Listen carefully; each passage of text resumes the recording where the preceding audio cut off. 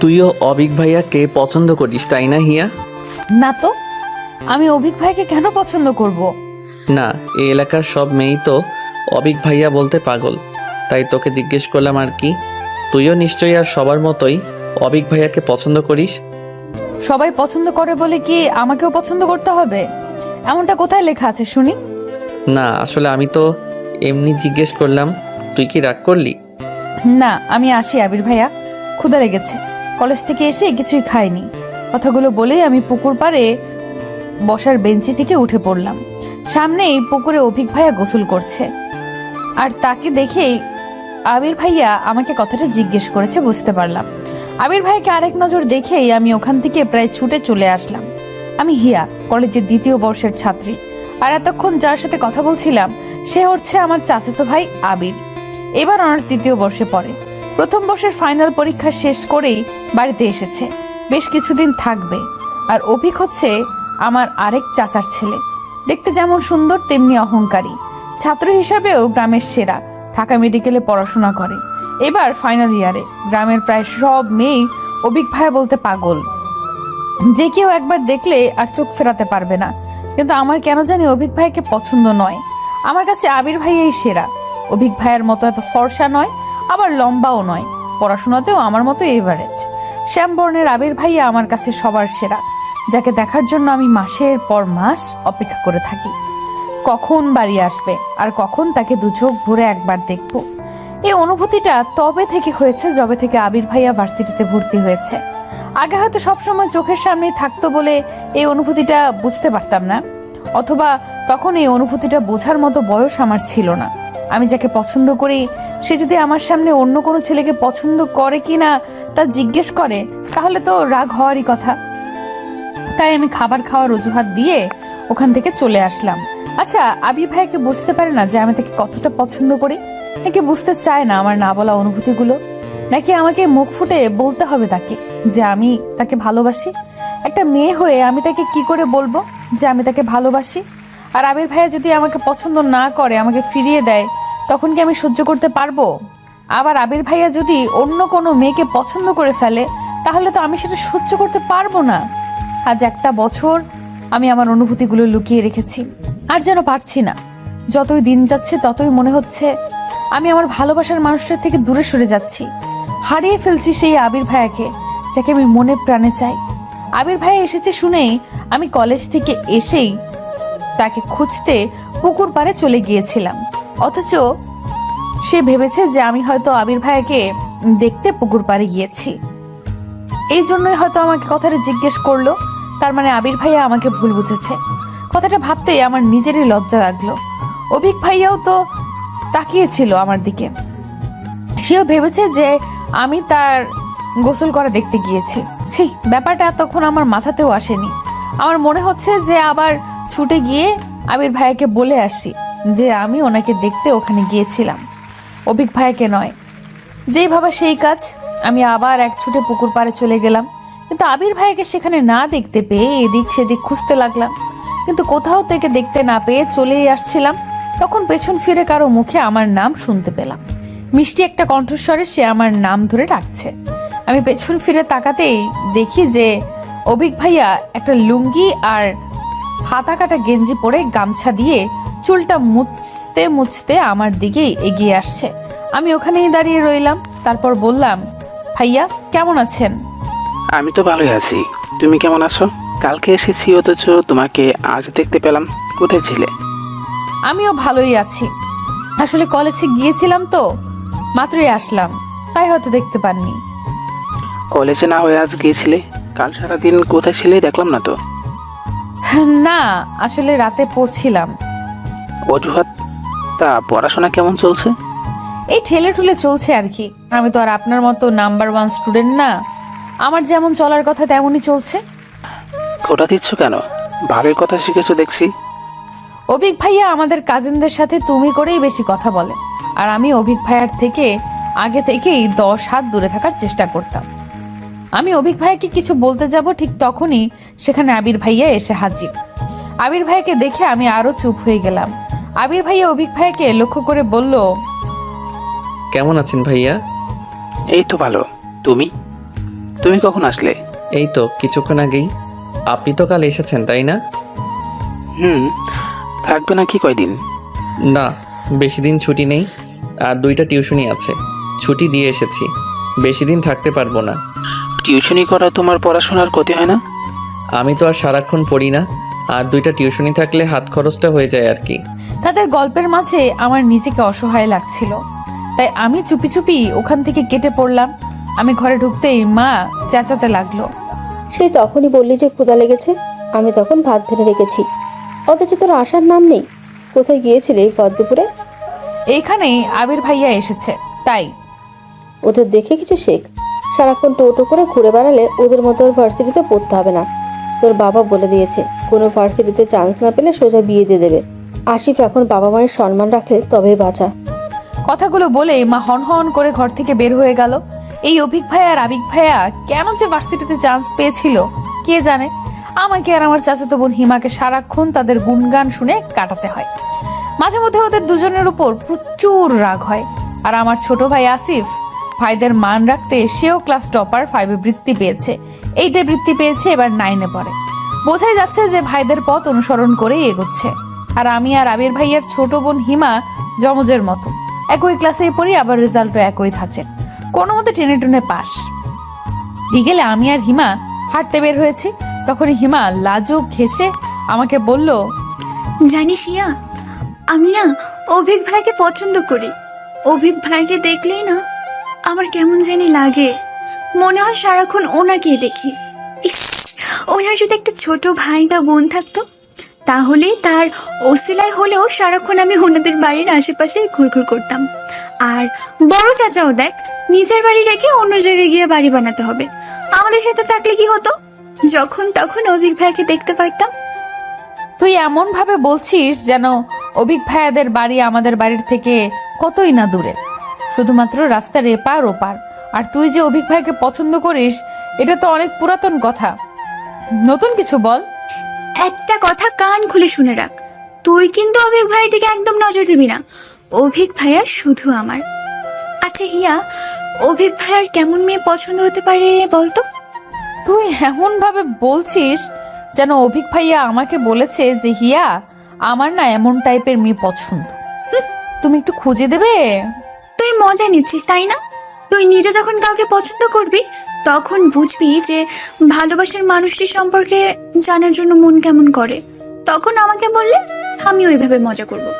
আরে বোন, তুই রাগ করছিস কেন? আমি তো এমনিই বললাম। তুই হঠাৎ অভিক ভাই নিয়ে পড়লি কেন বলতো, কাহিনী কি? সামনেই তো 14ই ফেব্রুয়ারি আসছে। আমি একটা প্ল্যান করেছি, তোকে ছাড়া আর কাউকে তো বলা যাবে না। তার আগে বল, তুই আমাকে হেল্প করবি? কি এমন প্ল্যান করেছিস যে আমার হেল্প ছাড়া হবে না? বলে ফেল শুনি। আমি না এবার ভ্যালেন্টাইন্স ডেতে অভিক ভাইকে একটা চিঠি দেব। তুই কি পাগল হয়ে গেছিস? কেউ জানতে পারলে কি লঙ্কা কাণ্ড হবে তা ভেবে দেখেছিস? আর অভিক ভাইয়ের রিয়াকশন কি হবে বুঝতে পারছিস? তা কল্পনা করতেও আমার হাড় হিম হয়ে আসছে। আরে ভাই, আমি নাম ধাম লিখে দেবো নাকি? আমি অতটাও বোকা নই। তুই আমাকে হেল্প করবি, ব্যাস। বাকিটা আমি তোকে পরে জানাবো, যদি রাজি হয়ে যায়। তুই কি পাগল? চিঠিতে কি এমন দিবি যে তোর নাম না জেনে তোকে পছন্দ করবে? তোকে না চিনলে তোকে উত্তরই বা দিবে কি করে? আর তুই চিঠিটা কিভাবে দিবি? এত কিছু তোকে ভাবতে হবে না, তুই আমার সাথে থাকবি, হেল্প করবি, ব্যাস। আর কিচ্ছু জানি না। এবার বাড়ি চল, সন্ধ্যা হয়ে আসছে। আর একটু দেরি করলে তো তোর মা আর আমার মা মিলে কুরুক্ষেত্রে বাঁধিয়ে দেবে। আচ্ছা চল, বলেই আমরা বাড়ির পথে পা বাড়ালাম। হিমা যে কি প্ল্যান করছে তা ভেবে এখনই আমার মাথা ব্যথা শুরু হয়ে গেছে। কে জানে এই মেয়েটা আবার কি ফোন দিয়ে এঁটেছে। হিমার কথা শুনে আমারও খুব ইচ্ছে হচ্ছিল যে আবির ভাইয়াকে একটা চিঠি লিখবো। তাতে পড়ায় আর মন বসছে না, কি লিখবো না লিখবো তাই ভেবে ভেবে সারা হচ্ছিলাম। বারবার লিখে আবার কেটে দিচ্ছিলাম। অবশেষে পেন্সিল আর ইরেজার নিয়ে বসলাম। অবশেষে আমার মনের হাজারো কথাগুলো কয়েকটি শব্দের মাধ্যমে সাজালাম। তারপর নিচেই চিঠিটা পড়তে লাগলাম। প্রিয় আবির, আমি আপনাকে ভাইয়া বললেও এই চিঠিতে আর ভাইয়া বলতে চাচ্ছি না, কারণ আমি যে আর আপনার বোন থাকতে চাই না। আমার হাজারো অনুভূতির সাথে আপনার অনুভূতিগুলো সাজাতে চাই। রোজ রাতে আপনার মায়াবী মুখটা দেখে ঘুমাতে চাই, আর প্রতিটা ভোরের আলো আমি আপনার সাথেই দেখতে চাই। আপনি কি আমাকে অনুমতি দিবেন আপনার জীবনের প্রতিটা ঘটনার সাথে আমাকে জড়িয়ে রাখার? আমি কিন্তু আপনার সাথেই আমার জীবনের প্রতিটা মুহূর্ত কাটাতে চাই। প্লিজ না করবেন না, তাহলে আমার এই ক্ষুদ্র হৃদয়টা ভেঙে টুকরো টুকরো হয়ে যাবে। আর টুকরো হৃদয়ে আপনার থাকতে যে কষ্ট হবে, এই চিঠিটা কে লিখতে পারে আশা করি বুঝতে ভুল হবে না। আমি যে হিয়া, আবিরের হিয়া। ইতি লিখে আমি আমার চিঠিটা শেষ করতে চাই না। আমি যে হাজারো কথা লিখতে চাই আপনাকে নিয়ে। আপনার উত্তরের আশায় রইলাম। চিঠিটা দেখছিলাম আর নিজেই লজ্জা পাচ্ছিলাম। আবির ভাইয়ের চিঠিটা পড়ার সময় কি আমার মতোই লজ্জা পাবে, নাকি হাসবে আমার এইসব হাস্যকর লেখা পড়ে? কি রে হিয়া, আজ এত পড়াশোনা করছিস? প্রতিদিন পারলে আমার আগে ঘুমিয়ে যাস, আর আজ এখনো পড়ছিস? হ্যাঁ মা, এই তো পড়া শেষ, এখন ঘুমাবো, তুমি ঘুমাও। কথাটা বলে লাইট অফ করে মায়ের পাশে শুয়ে পড়লাম। আর কাল চিঠিটা আবির ভাইয়ার কাছে কিভাবে পৌঁছাবো তাই ভাবতে ভাবতে ঘুমিয়ে পড়লাম। সকালে কলেজে যাওয়ার সময় হিমা জানালো যে ওর চিঠি লেখা শেষ। ও নাকি পুরো 4 পাতার একটা রচনা লিখেছে। আমি শুনে তো অবাক। তারপর হাসি থামাতে না পেরে বললাম, তুই কি প্রেমপত্রের নামে কোনো রচনা লিখেছিস? এত বড় চিঠি কেউ লিখে? আর তোর মনে হয় অভিক ভাইয়া ওই চিঠি দেখার পর আর পড়বে? আমি কি করব বল, লিখতে লিখতে বড় হয়ে গেছে। আমি তো ভেবেছি যে ওইটা দেখে দেখে তুই আমাকে সুন্দর করে লিখে দিবি। আমার যে হাতের লেখা, অভিক ভাইয়া হাতের লেখা দেখে বমি না করে দেয়। চিঠি পড়া তো দূরের কথা। আরে ভাই, তোর চিঠি আমি কেন লিখবো? তুই কিন্তু কথা দিয়েছিস যে আমাকে হেল্প করবি, এখন পিছু হটলে চলবে না। আচ্ছা বাবা, করব হেল্প। তার আগে বল যে এই চিঠিটা তুই অভিক ভাইয়া অবধি পৌঁছাবি কি করে? কথাটি জিজ্ঞেস করার আরেকটা কারণ হচ্ছে, আমার চিঠিটাও আবির ভাইয়াকে সেইভাবেই দিব। আমার কথাটা শুনে হিমা মুচকি হেসে বলল, ওটা আমার জন্য কোনো ব্যাপারই না। অভিক ভাইয়া যখন রুমে থাকবে না, তুই চাচির সাথে গল্প জুড়ে দিবি, আর আমি সেই সুযোগে চিঠিটা রেখে আসবো। ব্যাস, মিশন কমপ্লিট। আইডিয়াটা কেমন? জিনিয়াস। তুই তো দেখছি ভবিষ্যতে লাভ গুরু হবি। কলেজে পৌঁছেই আমি হিমার চিঠিটা নিয়ে সবার থেকে লুকিয়ে পড়তে লাগলাম। এত লেখা লিখেছে যে পুরো ক্লাসের ফাঁকে ফাঁকে পড়েও আমি সেই চিঠি শেষ করতে পারলাম না। অবশেষে চিঠিটা আমার কাছে রেখে দিলাম। সারাদিন আর আবির ভাইকে দেখতে পেলাম না, হয়তো বন্ধুদের সাথে আড্ডা দিতে গেছে। এতদিন পর গ্রামে এসেছে, তাকে এক পলক দেখার জন্য আমার মনটা ছটফট করছিল। বিকেলে আমি আর হিমা আমাদের রুমে বসে হিমার চিঠিটা ঠিক করছিলাম। ঘরের দরজা বন্ধ দেখে মা কয়েকবার বকা দিলেও আমরা তার কথার গুরুত্ব দিলাম না। আজকের মধ্যেই আমাদের চিঠি লেখা শেষ করতে হবে। কাল যে ফেব্রুয়ারির 13 তারিখ, কালকে এই চিঠিগুলো তাদের মালিকের কাছে পৌঁছে দিতে হবে। কেটে কুটে অবশেষে হিমার চিঠিটাও ঠিক করলাম। তারপর হিমা চলে গেল আর আমি সেই চিঠিটা সুন্দর করে একটা পৃষ্ঠায় লিখতে বসলাম। হিমার চিঠিটা ছিল এরকম: প্রিয় অভি, তুমি আমার জীবনের প্রেমের সূর্যোদয়। তোমাকে এক নজরে দেখার জন্য আমি সারাটা জীবনও অপেক্ষা করতে পারি। এক তোমার মধ্যে আল্লাহ এত সৌন্দর্য কেন দিয়েছে? আমাদের মাঝেও তা একটু ভাগ করে দিত। লেখার তো অনেক কথাই ছিল, কি আর লিখবো, একদিনে বলা যায় সব। আজ শুধু এইটুকুই বলতে চাই যে আমি তোমাকে আমার সারা জীবনের সঙ্গী হিসেবে পেতে চাই।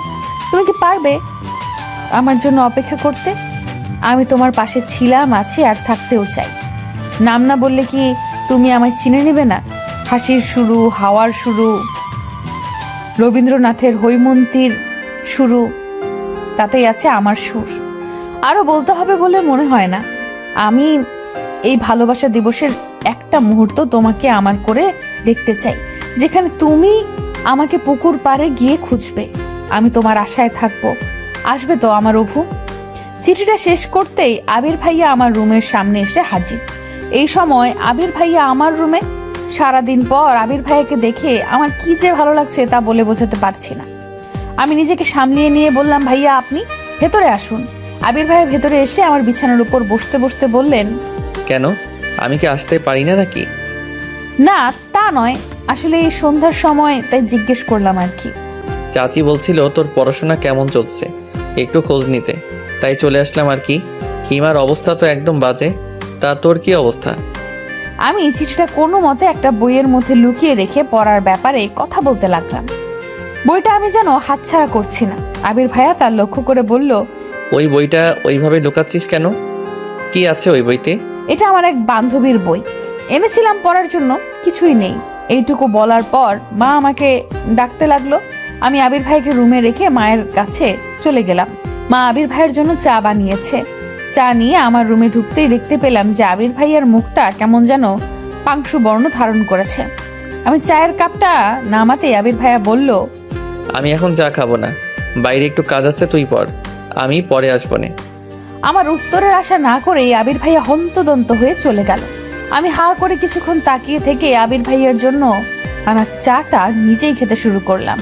আর অবাক হয়ে ভাবতে লাগলাম যে আবির ভাইয়া এমন হঠাৎ করে চলে গেল কেন। আজ কলেজ থেকে এসে আমি আর হিমা সুযোগ খুঁজছি যে কখন অভিক ভাইয়া বাড়ি থেকে বের হবে, কিন্তু অভিক ভাইয়া যেন আজ বেরই হচ্ছে না। আমি আর হিমা ওর রুমের জানালার পাশে বসে আছি।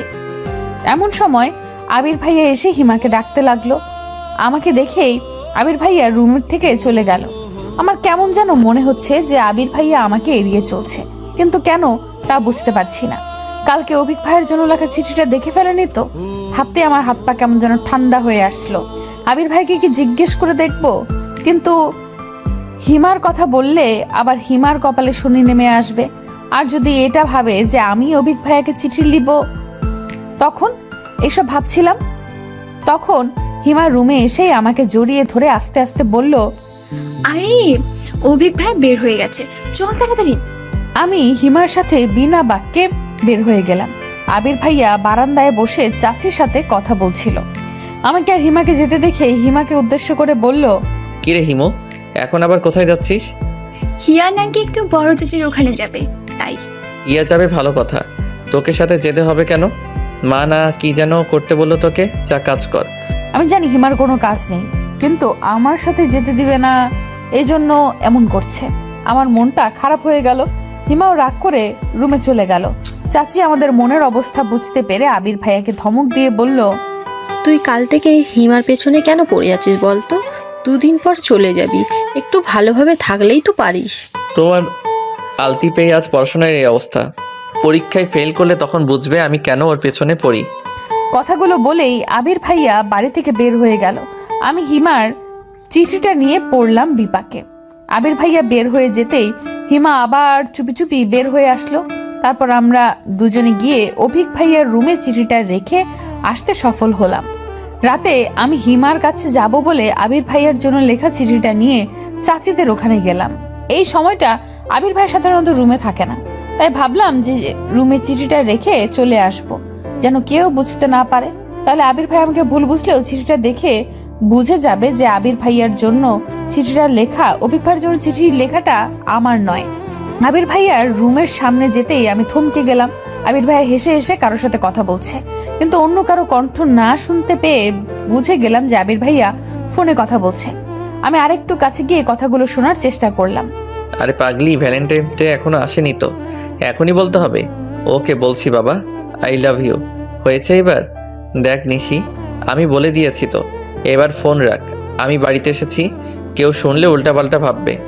বলেই হাসতে লাগলো। আবির ভাইয়া কাউকে আই লাভ ইউ বলেছে শুনে আমার পা দুটো পাথরের মতো স্থির হয়ে গেল। চোখ থেকে পানি পড়েই চলেছে। চিৎকার করে কান্না করতে মন চাচ্ছে, কিন্তু পারছি না। হঠাৎ চাচা আমাকে ওভাবে দাঁড়িয়ে থাকতে দেখে বলল, কে ওখানে? হিয়া, ভিতরে যা। ওখানে দাঁড়িয়ে আছিস কেন? হিমা ভিতরেই আছে, দেখ। না, আমি আর ভেতরে যাব না, আসি। ততক্ষণে আবির ভাইয়া আর হিমা রুম থেকে বাইরে চলে এসেছে। আবির ভাইয়ার চোখে চোখ পড়তেই আমি তাড়াতাড়ি ওখান থেকে চলে আসলাম। অন্ধকারে থাকায় হয়তো কেউ বুঝতে পারেনি যে আমি কান্না করছি। না বোঝাই ভালো। আজ রাতে আমার ঘুম হবে না, তা আমি ভালো করেই জানি। এটাই কি হওয়ার ছিল? আমি যাকে ভালোবাসি সে অন্য কাউকে ভালোবাসে। আচ্ছা, আমারও তো কোনো ভুল হতে পারে আবির ভাইয়া কাউকে ভালোবাসে না, কিন্তু আমি নিজের কানকে কি করে অবিশ্বাস করি? আসলে কি প্রেমে পড়লে মানুষের বুদ্ধি লোপ পায় নাকি বৃদ্ধি পায়? আমার ক্ষেত্রে কোনটা হচ্ছে? আমি আর কিছু ভাবতে পারছি না। বুক ফেটে কান্না করতে মন চাচ্ছে, কিন্তু মা পাশে থাকায় কান্নাও করতে পারছি না। এত রাতে কান্না করলে মা কি ভাববে? রাতে কখন ঘুমিয়ে পড়েছি জানি না। সকালে মায়ের ডাকে ঘুম ভেঙে গেল।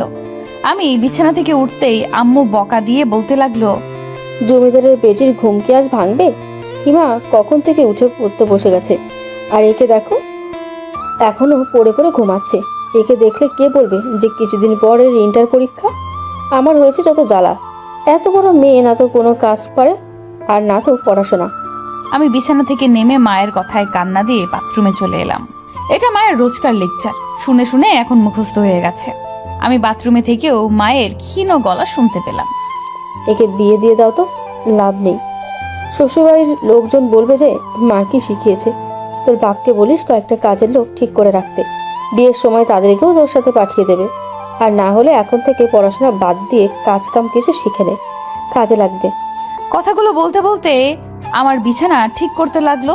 আমিও সহজে বের হচ্ছি না, বের হলেই লেকচার আবার শুরু হয়ে যাবে। মা রুম থেকে বের হয়ে যেতেই আমি বাইরে আসলাম। ফ্রেশ হয়ে মাকে দেখানোর জন্য হলেও একটু পড়তে বসলাম, না হলে আবার শুরু করে দিবে। কলেজে যাওয়ার সময় আবির ভাইয়াকে অনেক খুঁজলাম, কিন্তু কোথাও দেখতে পেলাম না। হিমার থেকে জানতে পারলাম যে আবির ভাইয়া নাকি আজকে সকালেই চলে গেছে। শুনে আমার বুকের ভেতরটায় কেমন হু হু করে উঠলো। আবির ভাইয়া আজকেই কেন চলে গেল? তার মানে সে আমার ভালোবাসার মানুষটির সাথে আজকের দিনটা কাটাতে চায়। আমি আর কিছু ভাবতে পারছি না আবির ভাইয়াকে নিয়ে। তাকে নিয়ে যতই ভাবছি আমার মনের ভেতরটা ততই অস্থির হয়ে উঠছে। অভিক ভাইয়াও নাকি আজকেই চলে যাবে, এটাও হিমার থেকেই জানতে পারলাম। অভিক ভাইয়ার কারেন্ট অ্যাফেয়ারেন্স হচ্ছে হিমা, সব খবর ওর কাছে থাকে। পুরো রাস্তা হিমা বক বক করে যাচ্ছে, অথচ আমি চুপ করে আছি দেখে হিমা জিজ্ঞেস করলো, কিরে, তুই আজ এমন চুপ করে আছিস কেন? অসুস্থ নাকি? না তো, আমি অসুস্থ থাকলে কলেজে যেতাম নাকি? তুই চিনিস না আমাকে? আসলে আমি তো অভিক ভাইয়াকে দেওয়া চিঠিটা নিয়ে চিন্তিত আছি। না জানি অভিক ভাইয়া কি ভাববে, আদৌ তোকে চিনতে পারবে কিনা। আচ্ছা, তোকে না চিনতে পারলে তো ক্ষতি নেই, কিন্তু যদি তোকে চিনে ফেলে আর চাচা বা আবির ভাইয়াকে ব্যাপারটা বলে দেয়, তোর এসব নিয়ে চিন্তা হচ্ছে না? তুই আমাকে সাহস দিবি কি আরো ভয় পাই দিচ্ছিস? আমি তো এসব ভেবেই দেখিনি। আবির ভাইকে এই ব্যাপারে বললে তো আমাকে কুরবানি করে ফেলবে। তুই আমাকে ওই ব্যাপারটা আগে বলবি না? ওর ভয়ের তো মুখ দেখে আমি হাসি চাপিয়ে রাখতে পারছিলাম না। এখন হেসে ফেললে হিমা রেগে আগুন হয়ে যাবে, তাই আমি অনেক কষ্টে হাসিটা চেপে রেখে ওকে সাহস দিয়ে বললাম, আরে অভিক ভাই চিনে ফেললেও সমস্যা নেই, তুই তো নিজের নাম লিখে দিসনি। অভিক ভাইয়াকে যে কেউ চিঠি দিতে পারে, তা কি আমরা জানি নাকি? কিন্তু চাচি যদি বলে দেয় যে কাল ওনাদের বাড়িতে শুধু আমরাই গিয়েছিলাম, তখন আমার তো ভয় এখনই কলেজে শুকিয়ে যাচ্ছে। আমি ব্যাগ থেকে পানির বোতল বের করে ওর দিকে এগিয়ে দিয়ে বললাম, আচ্ছা চিন্তা করিস না, ধরা পড়লেও বলে দেব যে কেউ একজন আমাদের কাছে চিঠিটা দিয়ে দিয়েছিল অভিক ভাইয়া পর্যন্ত পৌঁছে দিতে। আমরা দিয়েছি, আর কিছু জানি না। কে চিঠি দিয়েছে তা বলা যাবে না। তারপর হিমাকে কিছুটা শান্ত করে নিয়ে আমরা কলেজ অবধি পৌঁছলাম। আজ সারাদিন আমার কানে শুধু আবির ভাইয়ার বলা কাল রাতের কথাগুলোই বাজতে লাগলো। যাই করি না কেন ঘুরে ফিরে শুধু ওই কথাগুলোই মনে হতে লাগলো। হিমা নিজে অভিক ভাইকে নিয়ে চিন্তিত ছিল, তাই আমার দিকে আর নজর না দেওয়ায় আমিও বেঁচে গেলাম ওর জেরা থেকে। হিমা এখন মনে প্রাণে চাইছে যে আমরা কলেজ থেকে ফেরার আগেই যেন অভিক ভাইয়া চলে যায়। হিমার দোয়াটা মনে হয় আল্লাহ কবুল করেছিল।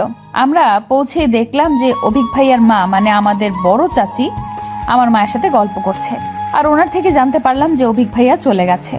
বেচারি হিমা একদিক দিয়ে খুশি হলো যে অভিক ভাইয়ার চিঠি সম্পর্কে কাউকে কিছু বলেনি, কিন্তু অভিক ভাইয়াকে আবার অনেক দিন দেখতে পাবে না বলে দুঃখও পাচ্ছিল। ইন্টার্নি শেষ না করে নাকি অভিক ভাইয়া আর বাড়ি আসবে না সহজে, এটাও হিমার মুখেই শুনেছি। ও যে এত খবর কিভাবে পায় আমি তাই বুঝি না। পুরো একটা সিসিটিভি ফুটেজ। আমার তো এখন সন্দেহ হচ্ছে এটা ভেবে যে অভিক ভাইয়া চিঠিটা আদৌ দেখেছে তো। হিমা তো বলল যে চিঠিটা ও অভিক ভাইয়ার বইয়ের মধ্যে রেখেছিল, তাও আবার যে বইটা সামনে ছিল। অভিক ভাইয়া তো বই না পড়ে থাকার মানুষ না, তাহলে কি চিঠিটা দেখেও পড়েনি নাকি পড়েও হিমাকে চিনতে পারেনি? না চিনতে পারলেই ভালো। এসব ভাবতে ভাবতে রুমের দিকে পা বাড়ালাম। আমি রুমে ঢুকতেই একটা নতুন ডায়েরি দেখতে পেলাম।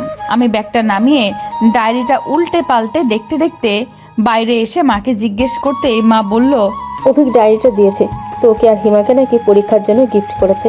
তোদের পরীক্ষার আগে হয়তো আর আসবে না, তাই দিয়ে গেল। আমি ডায়েরি উল্টোতে গিয়ে শেষের দিকে কিছু একটা লেখা দেখতে পেলাম। আমি তাড়াতাড়ি রুমে গিয়ে লেখাগুলো পড়া শুরু করলাম। আমি অবিক। হিয়া, আমি জানি চিঠিটা তুমি লিখেছো। তোমার হাতের লেখা আমি খুব ভালো করে চিনি। দেখো, আমি কথাগুলো তোমাকে সরাসরি বলতে চেয়েছিলাম, কিন্তু তুমি তো জানোই আমি একটু লাজুক প্রকৃতির। কারো সামনে গেলে ভালো করে কথা বলতে পারি না। আর যে কথাগুলো আমি গুছিয়ে লিখতে পারবো, সেগুলো সামনে গেলে গুছিয়ে বলতে পারবো না। তাই তোমার থিওরি আমি তোমার উপরই অ্যাপ্লাই করলাম। আমিও আমার মনের কথাগুলো লিখলাম। আমি তোমার থেকে অনেক সিনিয়র, তাই জীবন সম্পর্কে তোমার থেকে আমার ধারণা কিছু বছরের হলেও বেশি। তোমার ওই লাইফটা আমি অনেক বছর আগেই পার করে এসেছি, তাই তোমার মনের অবস্থাটা আমি ভালো করে বুঝতে পারছি। তোমার আবেগের বয়সটা এখনও চাইনি। আবেগ দিয়ে জীবন চলে না হিয়া, বাস্তবতাকে বুঝতে শিখো। আগে এটা বোঝার চেষ্টা করো যে তুমি সত্যিই আমাকে ভালোবাসো নাকি এটা শুধু ভালো লাগে। লাভ আর অ্যাট্রাকশনের মধ্যে অনেক তফাৎ। তোমাকে ফিরিয়ে দেওয়ার মতো ইচ্ছা বা সাহস কোনোটাই আমার নেই। কেন জানি না তোমাকে আমার ভালো লাগে, তবে সেটা আদৌ ভালোবাসা কিনা আমি আজও বুঝতে পারিনি। তাই বাকিটা সিদ্ধান্ত তোমাকেই দিতে হবে। আমি তোমার ভালোবাসা নাকি শুধু ভালো লাগা। আমি কখনো এসব প্রেম ভালোবাসা নিয়ে ভাবার সময় পাইনি। সব সময় পড়াশোনা নিয়ে দেখেছি, কিন্তু আজ হোক বা কাল হোক বিয়ে তো করতেই হবে। তাই তোমাকে ফিরিয়ে দিচ্ছি না, তবে তোমার মন পরিবর্তন হলেও হতে পারে। তোমার জীবনের সবে শুরু, সামনে পরীক্ষা, পড়াশোনার মন দাও। এখন এসব নিয়ে ভাবলে চলবে না। আমি তোমাকে সময় দিচ্ছি ভাবার জন্য। তোমার যদি মনে হয় যে তুমি আমাকে সত্যিই ভালোবাসো, তবে আমি তোমাকে ফিরিয়ে দেব না, অপেক্ষা করব তোমার জন্য। কিন্তু এর মধ্যে যদি তোমার মনে হয় যে আমাকে তোমার শুধু ভালো লাগা, ভালোবাসো না, তবে আমি তোমাকে দোষারোপ করব না, কারণ আমি জানি যে এই বয়সটা আবেগী। আর আমার বাহ্যিকতা দেখে আমাকে বিচার করো না। আমার আচার আচরণের স্বভাব চরিত্র এগুলো বিচার করো, তারপর তুমি সিদ্ধান্ত নেবে। আর হ্যাঁ, তোমার পরীক্ষার মধ্যে এ নিয়ে কোনো টেনশন করবো না। এখন তোমার পড়ার সময়। পরীক্ষা শেষ করে ঠান্ডা মাথায় ভেবে তারপর আমাকে জানিও। উপদেশগুলো গ্রহণ করলে খুশি হব। আর আমার লেখাগুলো পড়ে একদম মন খারাপ করবে না। নিজের খেয়াল রেখো, ভালো থেকো, সুস্থ থেকো। তোমার প্রিয় অপু। লেখাগুলো পড়তেই আমার মাথার মধ্যে ঝিমঝিম করতে শুরু করে দিয়েছে। আমি হাসবো নাকি কাঁদবো বুঝতে পারছি না। প্রথমে আবির ভাইয়া আমাকে ভুল বুঝলো, আর এখন অভিক ভাইয়াও। কিন্তু এই লেখাগুলো দেখলে হিমাও যে আমাকে ভুল বুঝবে। যাই হোক না কেন, হিমাকে এই ব্যাপারে কিছুই বলা যাবে না, তাহলে ও আমাকে খুন করে ফেলবে। অভিক ভাইয়া কি করে ভাবতে পারলো যে আমি ওনাকে পছন্দ করি? তার মানে চিঠিটা আবির ভাইয়াও পড়েছিল নিশ্চয়ই, যার কারণে আবির ভাইয়াও একই ভুল বুঝেছে। কিন্তু আমি অভিক ভাইয়াকে চিঠি দেই বা না দেই, আবির ভাইয়া তো অন্য একটা মেয়েকে ভালোবাসে, আর অভিক ভাইয়াও কি আমাকে পছন্দ করে? তাহলে আমি কোথায় এসে পড়লাম? আমি এখন কোন দিকে যাব আর কি করব? অভিক ভাইয়াকে নিয়ে কোনো চিন্তা নেই, কিন্তু আবির ভাইয়া আর হিমাকে আমি কি করে সবটা বোঝাবো? আমি যে আর কিছুই ভাবতে পারছি না। আমি ডায়েরিটা ড্রয়ারে লুকিয়ে রেখে সোজা হিমার কাছে চলে গেলাম। হিমা ফ্রেশ হয়ে খেতে বসেছে। আমি গিয়ে বললাম, অভিক ভাইয়া তোকে একটা ডায়েরি গিফট করেছে, দেখেছিস তাতে কি কিছু লেখা আছে? অভিক ভাইয়ার নাম শুনে হিমা যেন লাফিয়ে উঠল। খাবার নিয়ে ওর রুমে চলে গেল। আমি ওকে অনুসরণ করলাম। টেবিলের ওপর থেকে ডায়েরিটা নিয়ে আমি লেখা খুঁজতে লাগলাম। ডায়েরির শেষ পাতাতেই কিছু লেখা আছে। আমি সেটা পড়তে শুরু করলাম। Best wishes my dear mister. ভালো করে পড়াশোনা করো, ভালোভাবে পরীক্ষা দিও, সময়গুলো কাজে লাগাও, নষ্ট করো না। যাওয়ার আগে আর দেখা হলো না, নিজের যত্ন নিও। ভালো থেকে তোমার ভালোবাসার ভাই অভিক। লেখাটা পড়ে আমি ধপ করে হিমার বিছানার উপর বসে পড়লাম। অভিক ভাইয়া হিমাকে কিছু লিখেছে ভেবে হিমা খুশিতে লাফাতে লাগলো, কিন্তু আসল ঘটনা শুনলে যে হিমার কি অবস্থা হবে তা ভেবে আমি অস্থির হয়ে যাচ্ছি। আচ্ছা, অভিক ভাইয়া যদি জানতো যে চিঠিটা আমি নই হিমা দিয়েছে, তখন হিমাকেও কি একই কথা লিখতো? আমি হিমার রুম থেকে বের হয়ে আসলাম। হিমা তো খাওয়া দাওয়া বাদ দিয়ে ডায়েরি নিয়ে পড়লো। হাজার হোক, ডায়েরিটা অভিক ভাইয়া দিয়েছে। আমি বিষণ্ণ মনে রুমে গিয়ে ফ্রেশ হয়ে নিলাম। খাওয়ার কোনো ইচ্ছে না থাকা সত্ত্বেও মায়ের জোরাজোরিতে খেতে বসলাম। 2 বার খাবার মুখে দিয়েই আর খেতে ইচ্ছে হচ্ছিল না, তাই বাকি খাবারটা রেখেই উঠে পড়লাম। মা কিছু বকাবকি করে চলে গেল। আমি বিছানায় শুয়ে ফোনটা হাতে নিয়ে একবার অভিক ভাইয়ার নাম্বার বের করছি, একবার আবির ভাইয়ার নাম্বার বের করছি, কিন্তু কাউকেই কল করার সাহস পাচ্ছি না। কল করে কি বলবো তাই ভেবে পাচ্ছি না। আমি এমনিতেও ফোনে কথা কম বলি, আবির ভাইয়ের সাথে যাওয়া বা টুকটাক কথা হয়, অভিক ভাইয়ের সাথে ফোনে কথা হয় না বললেই চলে। ভাইয়াও কল করে না আর আমিও না। অনেকক্ষণ ভেবে চিন্তে কিছুটা সাহস নিয়ে অভিক ভাইয়াকে কল করেই ফেললাম। কল করার কিছুক্ষণ পর আবির ভাইয়া কল রিসিভ করে বলল, হ্যালো হিয়া, আবির ভাইয়া কোথায় আপনি? আমি মাত্র পৌঁছালাম বাসায়, কিছু বলবি?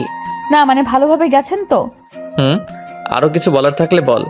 আমি খুব টায়ার্ড, বুঝতেই পারছিস, মাত্র আসলাম রুমে। আমি তাড়াতাড়ি করে কল কেটে দিলাম। আর কিছু বলার ইচ্ছেটা আমার মরে গেছে। একটু ভালো করে কথা বললেও পারতো। আমি কল কেটে দেওয়ার পর আবির ভাইয়া আরো 2 বার কল করলো। আমি রিসিভ করলাম না। রিসিভ করে কি বা বলবো? এরপর ভাবছিলাম যে অভিক ভাইয়াকে কল করে সব সত্যিটা বলে দিব, যে চিঠিটা আমি লিখলেও আমার জন্য নয়, হিমার জন্য লিখেছিলাম। কিন্তু আবির ভাইয়ার সাথে কথা বলে সেই মুডটাই নষ্ট হয়ে গেল। তাই আর অভিক ভাইয়াকে কল করলাম না। জানি না আবির ভাইয়া আবার আসবে কবে, আর কবে সামনে থেকে এক নজরে দেখতে পাবো, আর কেনই বা এই সত্যিটা জানাতে পারবো। আবির ভাইয়া কাউকে ভালোবাসলেও মেনে নিতে হবে, কিন্তু তাই বলে সে আমাকে ভুল বুঝবে সেটা তো হতে পারে না। কিন্তু হিমাকে সত্যিটা তাড়াতাড়ি জানাতেই হবে, নইলে অনেক কিছুই হতে পারে। বিশেষ করে হিমা পরে ব্যাপারটা জানতে পারলে আমাকে ভুল বুঝবে। এটা কিছুতেই হতে দেওয়া যাবে না। আবির ভাইয়াকে পরে বোঝালেও হবে, কিন্তু হিমাকে কি করে সবটা বলবো তাই বুঝতে পারছি না। ওর প্রতিক্রিয়াটাই বা কি হবে কে জানে। অভিক ভাইকে কথাটা না জানানো পর্যন্ত আমার শান্তি হচ্ছিল না। অভিক ভাইকে হিমার কথা জানাতেই অভিক ভাইয়া রাগান্বিত স্বরে বলল, হিয়া, তোমার কমন সেন্স নেই? অন্যের চিঠি তুমি তুমি কেন লিখবে? আর হিমাকে জানিয়ে দাও, ওকে শুধুমাত্র আমার ছোট বোন ভাবি, এর বাইরে কিছুই নয়।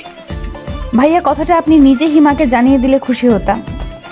ওকে, আর আমি তোমাকে পছন্দ করি এটা তো এখন তুমি জেনে গেছো। তোমার মতামত যখন খুশি জানিয়ে দিও, আমি আশায় থাকবো তোমার উত্তরের। এখন পড়াশোনার সময়, এসব নিয়ে ভাবতে হবে না। ভাইয়া আসলে আমি আপনাকে আমার বড় ভাই হিসাবেই মানি, তাই। ওকে, আমার জন্য তোমার চিন্তা করতে হবে না। ভেবো না যে তুমি না করার আমি অনেক কষ্ট পাবো, কেননা তোমাকে আমার ভালো লাগে, জাস্ট এইটুকুই। ব্যাপারটা এখানেই শেষ হয়ে গেল। ভালো হয়েছে কোনো জিনিস নিয়ে বাড়াবাড়ি আমার একদম পছন্দ নয়। আর এসব কথাগুলো কাউকে জানানোর প্রয়োজন নেই। কাজিনদের মধ্যে কোনো ভুল বোঝাবুঝির সৃষ্টি হোক, সেটা আমি চাই না। আচ্ছা। তুমি কি আমাকে ভয় পাও? না আসলে। প্লিজ কিছু মনে করো না, আমি এভাবে কথাগুলো বলতে চাইনি, কিন্তু ইটস ওকে ভাইয়া, আপনি শুধু হিমাকে একটু বুঝিয়ে বলবেন তাহলেই হবে। আচ্ছা সরি হিয়া, সত্যিটা না জেনেই আমি তোমাকে। থাক না, এসব আর না বলাই ভালো। তারপর অভিক ভাইয়া কল কেটে দিতেই আমি যেন হাফ ছেড়ে বাঁচলাম। একটু পরে হিমা মন খারাপ করে আমার রুমে আসলো। তারপর আমাকে জড়িয়ে ধরে কান্না করতে লাগলো, কারণ অভিক ভাইয়া ওকে সবটা বলেছে, আর সেটা শুনেই ওর এই অবস্থা। অভিক ভাই সব কিছু পেয়েছে বলে এত অহংকার থাকতে হবে? আমি কি দেখতে এতটাই খারাপ? পড়াশোনায় না হয় একটু কাঁচা, তাই বলে এইভাবে সরাসরি মুখের উপর না করে দিতে পারলো? আমি ওর পিঠে হাত বুলিয়ে শান্ত হতে বললাম। তারপর ওকে বুঝালাম যে অভিক ভাইয়ের থেকে আরো ভালো ছেলে পাবে ও। অভিক ভাইয়া আমাকে পছন্দ করে, এটা ওর থেকে গোপন রাখাই ভালো। তাই ও এই বিষয়ে আর কিছু বললাম না।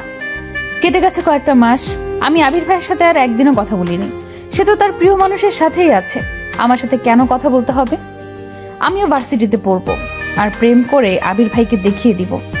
ইদানিং আমার পড়াশোনা দেখে রীতিমতো সবাই অবাক, ভীষণ অবাক। আর আব্বু ভীষণ খুশি যে আমি পড়াশোনায় মন দিয়েছি। সত্যি বলতে ইদানিং পড়াশোনা করতে আমার ভালোই লাগে। আর সব থেকে মজার ব্যাপার হচ্ছে, পড়াশোনায় ডুবে থাকলে আবির ভাইয়ার কথাও বেশি মনে পড়ে না। কলেজে এখন আর যেতে হয় না, শুধু প্রাইভেট আর কোচিং। ভালোই যাচ্ছে দিনকাল। আজ আমার একমাত্র ফুফুর বড় মেয়ের গায়ে হলুদ অনুষ্ঠান। ফুফুর শুধু 2 মেয়ে, কোনো ছেলে নেই। বড় মেয়ে নিশি আর ছোট মেয়ে মিশি। মিশি এবার ক্লাস 9-এ পড়ে। ফুপুর বাড়ি আমাদের বাড়ি থেকে বেশি দূর না হলেও বেশি যাওয়া হয় না ওখানে। আজ ফুপুর বাড়িতে যাওয়ার কোনো ইচ্ছে আমার ছিল না, কিন্তু হিমা যখন জানালো যে আজ নিশি আপুর গায়ে হলুদের অনুষ্ঠানের জন্য আবির ভাইয়া আসবে, তখন কেন জানি আমার যেতে মন চাইলো। কতদিন আবির ভাইয়ের ওই মুখটা দেখি না, কিন্তু সে তো অন্য কাউকে ভালোবাসে। কথাটা মনে হতেই আবার আমার মনটা খারাপ হয়ে গেল। কিন্তু আমি না গেলে হিমাও যাবে না। হিমার জেদের কাছে হেরে অবশেষে রাজি হলাম। সবার সাথে আমিও হলুদ শাড়ি পরেছি, আর আমার চোখ দুটো শুধু বারবার আবির ভাইকে খুঁজছে। কখন যে আসবে? হিমা সবার সাথে মজা করছে, কিন্তু আমি একপাশে দাঁড়িয়ে আবির ভাইকে খোঁজার চেষ্টা করছি। এমন সময় কেউ একজন আমার পেছন থেকে বলে উঠল, এক্সকিউজ মি কেশবতী। আমি পেছনে তাকাতেই দেখতে পেলাম যে একটা ছেলে দাঁড়িয়ে আছে। ছেলেটা দেখতে কিছুটা অভিক ভাইয়ার মতোই। আমি প্রথমে দেখেই কিছুক্ষণ হাঁ করে তাকিয়েছিলাম যে অভিক ভাইয়া তো আসার কথা না, তাহলে এই ছেলেটাকে? আর আশেপাশে তো কেউ নেই। কেশবতী বলে কাকে ডাকছে? এই যে মিস, হ্যাঁ আপনাকেই বলছি। আমি জানি আমি দেখতে অনেক সুন্দর, তাই বলে ওভাবে তাকিয়ে রাখতে হবে? ওনার কথা শুনে আমি রাগে আর লজ্জায় আমার চোখ নামিয়ে নিয়ে বললাম, এই যে মিস্টার হনুমান, সুন্দর হয়েছেন বলে শুধু অহংকার, তাই না? এই সৌন্দর্য কি আপনি নিজে তৈরি করেছেন নাকি? আল্লাহ আপনাকে এত সুন্দর করে তৈরি করেছেন বলেই না আপনি এত সুন্দর হয়েছেন। আর আপনি আমাকে কেশবতী কেন বলছেন? মেনেই যখন নিয়েছেন যে আল্লাহ আমাকে সুন্দর করে বানিয়েছেন, তাহলে হনুমান বলে আপনি সেই সৌন্দর্যের অবমাননা করতে পারেন কি? সেটা তো আপনার অহংকার দেখে বলেছি, কিন্তু আপনি আমাকে... কারণ আমি তো আপনার নাম জানতাম না, শুধু আপনার চুলগুলোই দেখছিলাম। আর এত সুন্দর চুলের অধিকারী যে তাকে কেশবতী বলে ভুল করে নিচ্ছু। চুল তার কবিকার অন্ধকার বিদিশার নেশা। কবিতার এই লাইনটা আপনার জন্য যেন কবি লিখেছিলেন। আচ্ছা, আপনি কে বলুন তো? আমার সাথে এসব আউল ফাউল কেন পেঁচাল শুরু করেছেন? আর আমি বা এতক্ষণ আপনার সাথে কথা বলছি কেন? আরে সরি, আপনাকে যে জন্য ডাকছিলাম তাই তো শোনানো হয়নি। এখানে আশেপাশে কোনো ফুলের দোকান আছে? মিশি আমাকে ফুল কিনে আনতে বলেছে, কিন্তু আমি এখানে তেমন কিছুই চিনি না। আপনাকে দেখে ভাবলাম যে জিজ্ঞেস করে নেই। মিশি আর কাউকে পায়নি ফুল কেনার জন্য। আপনার মতো একটা গাধাকে পাঠিয়েছে। আর আপনিও আমাকে পেলেন জিজ্ঞাসা করার জন্য। আশেপাশে কোনো ছেলের অভাব আছে নাকি? মেয়ে দেখলে এই কথা বলতে মন চায়? লুচ্চা! আপনি আশেপাশে আর কাউকে দেখতে পাচ্ছেন? এখানে শুধু আমি আর আপনি আছি। আর শুনুন, আপনি আমাকে গাধা, হনুমান আর এসব কেন বলছেন? আমার তো সুন্দর একটা নাম আছে নাকি? সাহিল শাহরিয়ার আমার নাম। নেক্সট টাইম মাথায় রাখবেন। আর উপকার না করলে না করেন, উল্টোপাল্টা কথা বলবেন না। কি ব্যাপার? কি হয়েছে? আপনি কি হিয়াকে চিনেন? ও আচ্ছা, আপনার নাম তাহলে হিয়া? চেহারার মতো নামটাও খুব মিষ্টি। কি রে, তুই এই ছেলেটাকে চিনিস নাকি? আমি ভয়ে ভয়ে না সূচক মাথা নাড়তেই আবির ভাইয়া সাহিলের দিকে এগিয়ে গিয়ে বলল, একা একটা মেয়েকে পেয়ে বিরক্ত করছেন, লজ্জা করছেন আপনার? দেখে তো ভদ্র করে ছেলে বলেই মনে হচ্ছে, ব্যবহার দেখে তো তা মনে হচ্ছে না। ভাইয়া প্লিজ, আপনি যা ভাবছেন তা নয় আসলে। তুই চুপ থাক, একদম কথা বলবি না। দিন দিন তোর সাহসটাও বেড়ে যাচ্ছে। আমি কি বলবো না বলবো বুঝতে পারছি না। আবির ভাইয়া রেগে গেছে বুঝতে পারলাম। আর আবির ভাইয়ার এই ব্যবহারের কারণে সাহিলও রেগে গেছে। সাহিলও এবার আবির ভাইয়ার দিকে এগিয়ে গিয়ে বলল, আপনাকে তো ভদ্র ঘরের মেয়ে বলে মনে হচ্ছে। না জেনে শুনে কথা বলতে এসছেন কেন? হ্যাঁ, আবির, কখন আসলি? আর এখানে কি হয়েছে? সাহিল, তুমিও এখানে? কি হচ্ছে এটা? কি এখানে? না ফুপা, কিছুই হয়নি। আসলে আবির ভাইয়া আমাকে খুঁজে পাচ্ছিল না, তাই। এ সাহিল, আমার এক চাচাতো বোনের ছেলে এই প্রথম আমাদের গ্রামে এসেছে। আবির, ওকে নিয়ে গ্রামটা ঘুরে দেখাস। আর ওই মেয়েটাকে হিয়া। ফুপার কথায় এতক্ষণে সবার আবির ভাইয়ার সাথে আসা মেয়েটির দিকে নজর পড়ল। আমি কিছু বলার আগেই আবির ভাইয়া আমার হাত থেকে নিজের হাত ছড়িয়ে নিয়ে মেয়েটার পাশে গিয়ে বলল, এই নিশি আমার বান্ধবী, কখনো গ্রামের বিয়ে দেখেনি, তাই নিশি আপুর বিয়েতে আসতে যাচ্ছিল, তাই। ভালো হয়েছে নিয়ে এসেছিস। তা তোরা সবাই এখানে দাঁড়িয়েছিস কেন? ভেতরে যা, সবাই ভেতরে। বলেই ফুপা ওখান থেকে চলে গেল। তারপর আবির ভাইয়া একবার সাহিলের দিকে আর একবার আমার দিকে দেখেছিল, আর আমি নিশিকে দেখছিলাম। আবির ভাইয়া কি করে পারলো মেয়েটাকে বাড়ি অবধি নিয়ে আসতে, ভেবেই আমার মনটা ভেতর থেকে কেঁদে উঠল। আমি ওখান থেকে অতি দ্রুত চলে আসলাম। সাহিল ভাইয়াও আবির ভাইয়ের দিকে কটমট করে তাকিয়ে থেকে চলে গেল। আবির ভাইয়া আর তার সেই নিশি ওখানে দাঁড়িয়ে রইল। আমি ওখান থেকে সোজা বাড়ি চলে আসলাম। বাড়িতে কেউ নেই এখন, সবাই ওই বাড়িতে। তাই আমি পুকুর পাড়ে বসে বসে কান্না করছিলাম। এমন সময় পেছনে কারো পায়ের আওয়াজ শুনে ওদিকে তাকাতেই আবির ভাইয়াকে দেখে চমকে উঠলাম। আবির ভাইয়া নিঃশব্দে আমার পাশে বসে বলল, সেদিন কেন আমার মিথ্যে বলেছিলি? সত্যিটা বললে কি এমন হতো? আমি কি তোর অবিক ভাইয়াকে তোর থেকে কেড়ে নিতাম, নাকি খেয়ে ফেলতাম? আবির ভাইয়ার কথাগুলো শুনে আমি নির্বাক হয়ে গেছি। তার মানে আমার ধারণাটাই ঠিক ছিল। আবির ভাইয়া আমাকে ভুল বুঝেছিল। আমিও হেয়ালি করেই বললাম, আমি তো কোনো মিথ্যা বলিনি। আর আপনি যে আপনার হৃদয়ের টুকরাটাকে রেখে আমার সাথে গল্প করতে এসেছেন, এটা কি ঠিক? তুই কি নিশির কথা বলছিস? ও আমার হৃদয় টুকরো কেন হবে? কথা ঘোরাচ্ছিস কেন? খুব কথা ঘোরাতে শিখেছিস দেখছি। হঠাৎ এমন হাসছেন কেন? তোর মুখ দেখলে যে কেউ ভয় পেয়ে যাবে। পুকুরে গিয়ে আগে মুখটা ধুয়ে আয়। আর কান্না করছিলি কেন? ওই সাহিল কিছু বলেছে? কি হয়েছিল? আমি শাড়ির আঁচল খুঁজে সেটা দিয়েই মুখ মুছতে শুরু করলাম। আবির ভাইয়া আমার হাত থেকে শাড়ির আঁচল কেড়ে নিয়ে বলল, এভাবে মুছলে মুখে লাগবে। যা আগে মুখটা ভালো করে ধুয়ে আয়। আমি শাড়ি পরে এমনিই হাঁটতে পারছি না, তার উপর পুকুরের পানি দিয়ে মুখ ধুতে বলছে। আমি রেগে গিয়ে বললাম, এই অবস্থায় আপনি আমাকে পুকুরের পাড়ে যেতে বলছেন? আমি তো আপনার নিশি নয় যে সব কিছু পারফেক্ট হব। আমি বাড়ি যাচ্ছি, এইগুলো ধুয়ে আসছি। বলেই আমি বেঞ্চি থেকে উঠতেই আবির ভাইয়া আমার হাত টেনে আবার বেঞ্চিতে বসিয়ে দিলেন। তারপর রেগে গিয়ে বললেন, তুই বারবার নিশির নাম নিয়ে কি প্রমাণ করতে চাইছিস বলতো? আমি বললাম না নিশি আমার ফ্রেন্ড আর কিছুই নয়। আর ও অলরেডি বিবাহিত। নিশি বিবাহিত? এই কথাটা শুনতে খুশিতে আমার লাফাতে মন চাচ্ছিল, কিন্তু আবির ভাইয়াকে সেটা বুঝতে না দিয়ে বললাম, সত্যি নিশি আপনার গার্লফ্রেন্ড নয় আর উনি বিবাহিত? তাহলে সেদিন রাতে এইটুকু বলে আমি থেমে গেলাম। আবির ভাইয়া অবাক দৃষ্টিতে আমার দিকে তাকিয়ে বলল, কোন দিন রাতে? তুই কবেকার কথা বলছিস? কিছু না, আসলে আপনি আমাকে ভুল বুঝেছিলেন। সেদিন অভিক ভাইয়ের জন্য আমি চিঠি লিখিনি। আসলে আমি নিজে দেখলাম ওটা তোর হাতের লেখা ছিল আর তুই এখনো মিথ্যে বলছিস। আসলে চিঠিটা আমি লিখেছিলাম, তবে আমার জন্য নয়। ওটা এইটুকু বলেই আমি থেমে গেলাম। হিমার নাম জানতে পারলে আবির ভাইয়া যদি রেগে যায়, যদি হিমাকে বকাবকি শুরু করে, সবাইকে বলে দিলে তো কেলেঙ্কারি কাণ্ড হয়ে যাবে। আমি এখন কি করব? সত্যিটাকে আবির ভাইয়াকে বলে দিব? আর সত্যিটা না বললে তো আবির ভাইয়া আমাকে ভুল বুঝবে। কি করব এখন আমি? তুই নিজেই বলছিস যে চিঠিটা তুই লিখেছিস, আবার বলছিস তোর জন্য নয়। এটা কি ধরনের মজা হিয়া? আমাকে কি তোর পাগল মনে হয়? এটা কি স্কুলের কোনো আবেদনপত্র যে বান্ধবীরটা তুই লিখে দিলি? এটা এইটুকু বলেই থেমে গেলেন আবির ভাইয়া। আমি এবার মাথা নিচু করে বসে আছি, এখনো সিদ্ধান্ত নিতে পারছি না কি করব। আমি আস্তে আস্তে মাথাটা তুলে আর চোখে আবির ভাইয়াকে একবার দেখে নিলাম। তার চোখে মুখে কেমন একটা মায়া ছড়িয়ে আছে, যা উপেক্ষা করে মিথ্যা বলা আমার পক্ষে অসম্ভব। আমি আস্তে করে বললাম, আমি আপনাকে বলতে পারি, একটা শর্তে। বলে ফেল, কি শর্ত? আপনি রাজি আছেন? শর্ত না শুনলে কিভাবে রাজি হব? আগে বল। না, আগে আপনি আমাকে কথা দিন, এইটা নিয়ে কোনো ঝামেলা করবেন না, কাউকে কিছু বলবেন না। আচ্ছা ঠিক আছে, আমি কাউকে কিছুই বলবো না। তুই আমাকে বল চিঠিটা কার জন্য লিখেছিলি? হিমার জন্য। আমার কথাটা শুনেই আবির ভাইয়া সাপের মতো ফোঁস করে উঠল, বসা থেকে দাঁড়িয়ে গেল, আমার দিকে এমন ভাবে তাকিয়ে আছে মনে হচ্ছে আমি যেন হিমার নাম নিয়ে অনেক বড় একটা ঝামেলা করে ফেলেছি। আবির ভাইয়াকে রাখতে দেখে আমিও দাঁড়িয়ে গেলাম। তারপর আবির ভাইয়ার থেকে চোখ নামিয়ে নিয়ে বললাম, আপনি কিন্তু কথা দিয়েছেন কাউকে কিছু বলবেন না। প্লিজ হিমাকে কিছুই বলবেন না, ও আমাকে বারণ করেছিল। কিন্তু এইটুকু বলার পরেই আবির ভাইয়া আমাকে থামিয়ে দিয়ে বলল, তুই এখন আমাকে এসব বলছিস? এসব কবে থেকে চলছে? তুই আমাকে আগে বলিসনি কেন? চিঠিটা কি অবিক ভাইয়াকে দিয়েছিস? অবিক ভাইয়াও কি হিমাকে? প্লিজ ভাইয়া, আপনি কিন্তু আমাকে কথা দিয়েছেন যে হিমাকে কিছু বলবেন না। আর শান্ত হন, এখন কেউ শুনে ফেলবে। তুই আগে বল যে কবে থেকে এসব চলছে? কিছুই চলছে না। অবিক ভাইয়া হিমাকে পছন্দ করে না, হিমাই শুধু পড়াশোনায় ডাব্বা আর ও এসব করে বেড়ায়।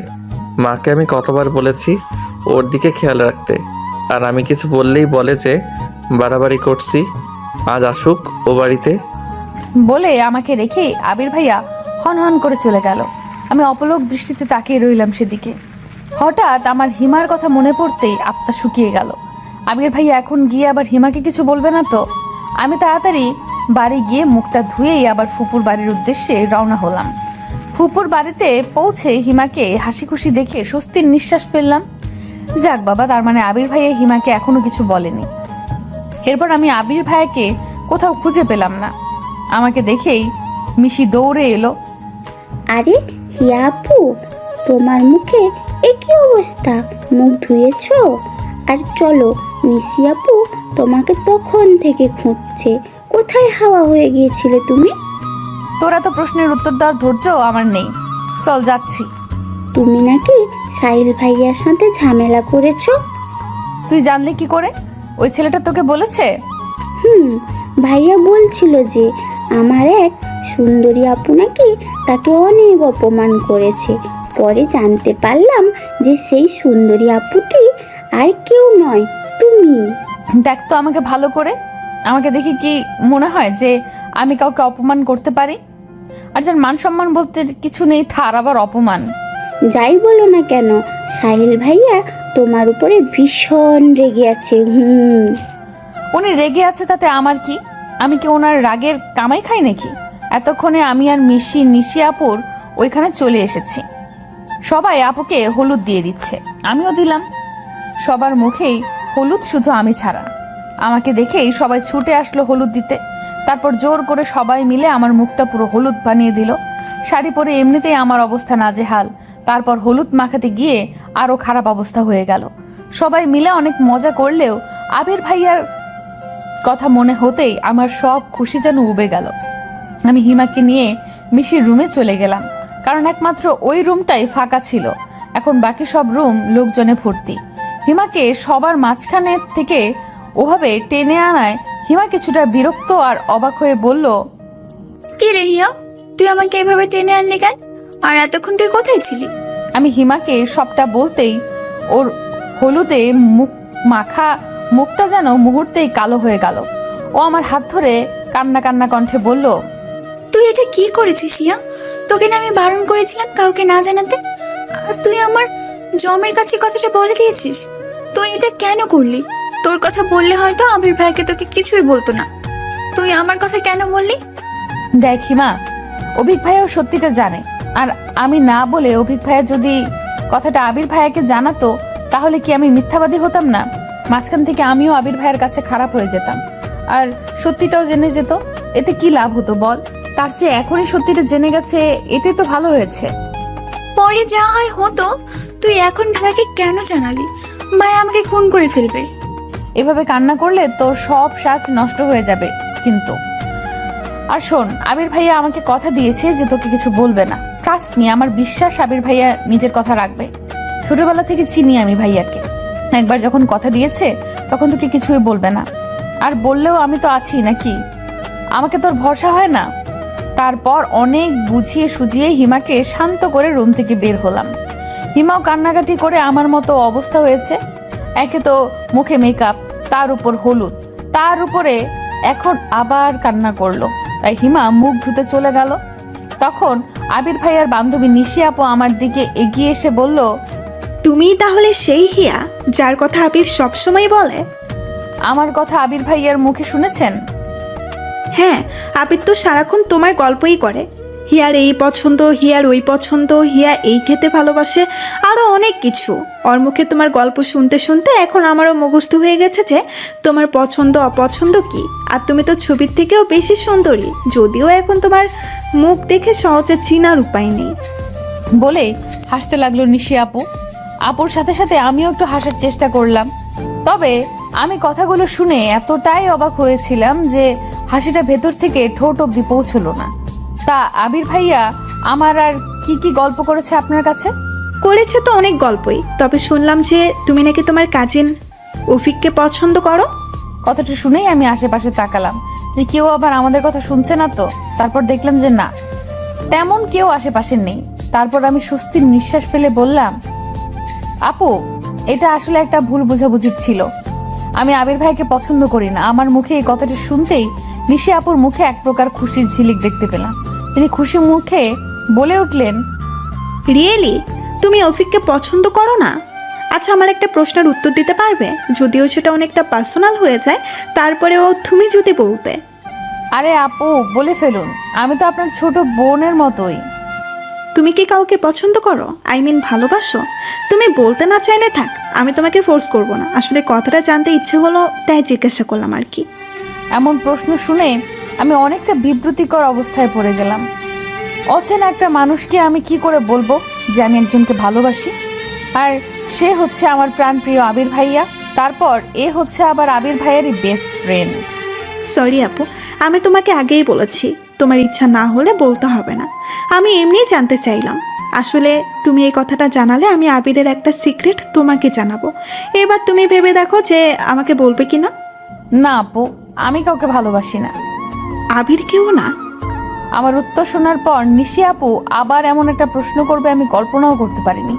আমি কি বলবো না বলবো তা ভাবছি এমন সময় সেখানে হিমা এসে জানালো যে বাড়ি যাওয়ার জন্য সবাই বের হয়েছে, আমাদের খুঁজছে।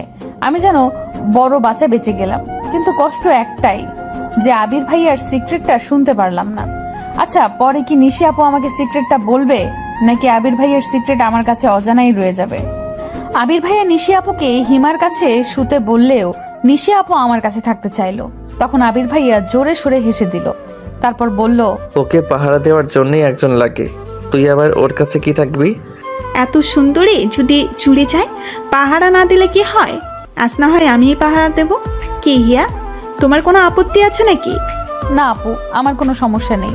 আমার তো আরো ভালো হয়েছে আবির ভাইয়ার সিক্রেট কথাটা শুনতে পাবো। সারাদিন শাড়ি পরে থাকতে থাকতে আমার অবস্থা খারাপ। শাড়িটা চেঞ্জ করে এসে দেখি যে নিশি আপু শুয়ে আছে। আমি আস্তে আস্তে আপুর পাশে গিয়ে শুয়ে পড়লাম। তখন আপু আস্তে আস্তে বলে উঠলো, আমার প্রশ্নের উত্তরটা কিন্তু এখনো পাইনি হিয়া, বলবে না? কিন্তু আপু, আমি তো আপনার প্রশ্নের উত্তর দিয়ে দিয়েছি, এইবার আপনার বলার পালা। আবির ভাইয়ার সিক্রেট। তোমার তো দেখছি তর্স হয়েছে না শোনার জন্য। তুমি আবিরকে ভালোবাসো, তাই না? আমি আবারও চুপ করে গেলাম। এই নিশি আপু কেন বুঝতে চাইছে না যে এই প্রশ্নের উত্তরটা আমি ওনাকে দিতে চাচ্ছি না? আমাকে চুপ থাকতে দেখে উনি আবার বললেন, আবির তোমাকে পছন্দ করলেও কি ওকে ফিরিয়ে দিবে? আমি চট করে বলে দিলাম, কখনোই না। কি কখনোই না? আবির তোমাকে পছন্দ করবে না, নাকি তুমি ফিরিয়ে দিবে না? কোনটা? লজ্জায় আমার কথাগুলো এলোমেলো হয়ে যাচ্ছে। তারপরেও সেগুলোকে যথাসম্ভব গুছিয়ে বললাম, আবির ভাইয়া কি সত্যিই আমাকে পছন্দ করবে কখনো? তোমার মতো মেয়েকে পছন্দ না করার কিছু তো দেখছি না। আর আবির তো হিয়া বলতে পাগল। মানে? মনে হচ্ছে তুমি কিছুই বোঝো না। আবির তোমাকে অনেক ভালোবাসে, প্রতিবার আসার সময় তোমার জন্য কিছু না কিছু কিনবেই। আমাকে জোর করে ওর সাথে নিয়ে যায়। তোমাকে দিলে সবাই কি ভাববে তাই হিমার জন্যও কিনে। এইবার কি এনেছিল? কই, আমাকে তো কিছু দেয়নি। এইবার তোমার জন্য একটা গোল্ডেন রিং এনেছিল, তোমাকে প্রপোজ করার জন্য। কিন্তু তুমি অভিক ভাইয়াকে পছন্দ করো মনে করে তাড়াতাড়ি ফিরে গেছে। গোল্ডেন রিং আমার জন্য? আর টাকাটা কিভাবে জমিয়েছে জানো? কিভাবে? ওর টিউশনের টাকা। তোমাকে ও ওর নিজের টাকায় কেনা জিনিস দিতে চেয়েছিল। সেই রিংটা কোথায়? ওর কাছেই আছে। তারপর দুজনে গল্প করতে করতে কখন ঘুমিয়ে পড়েছি মনে নেই। সকালে যতবার আবির ভাইয়াকে দেখছি ততবার আমার শুধু রিংটার কথাই মনে হচ্ছে। কিন্তু আবির ভাইয়া কাল রাতের পর থেকে আমার সাথে একটা কথাও বলেনি। হিমাও মুখটা পেঁচার মতো করে রেখেছে। হিমা আর আবির ভাইয়া যে কাল থেকে কথা বলেনি তা তাদের মুখ দেখে বোঝা যাচ্ছে। আবির ভাইয়া যে হিমাকে বকা দেয়নি এটাই আমার কাছে অনেক। নিশি আপুর মুখে রাতে আবির ভাইয়ার অনেক গল্প শুনেছি, যদিও নিশি আপুর চেয়ে আবির ভাইয়াকে আমি বেশি দিন ধরে চিনি, কিন্তু তাদের ভার্সিটির গল্প শুনতে ভালোই লাগছিল। আজ নিশি আপুর বিয়েতে আমি আর হিমা বেগুনি রঙের একটা ড্রেস পরেছি। আমরা থাকিও জমজের মতো, আবার আমাদের ড্রেসও জমজের মতো। আমার বাবা বা কাকা কেউ আমাদের একজনের জন্য কোনো কিছু কেনে না, যা কিনবে দুজনের জন্যই। ছোটবেলা থেকেই এমন, তাই কোথাও গেলে সাধারণত আমরা একই ড্রেস পরে যাই। আমি, হিমা আর নিশি আপু সবার সাথে দাঁড়িয়ে আছি। হঠাৎ সেখানে সাহিল ভাইয়ার উদয় হলো।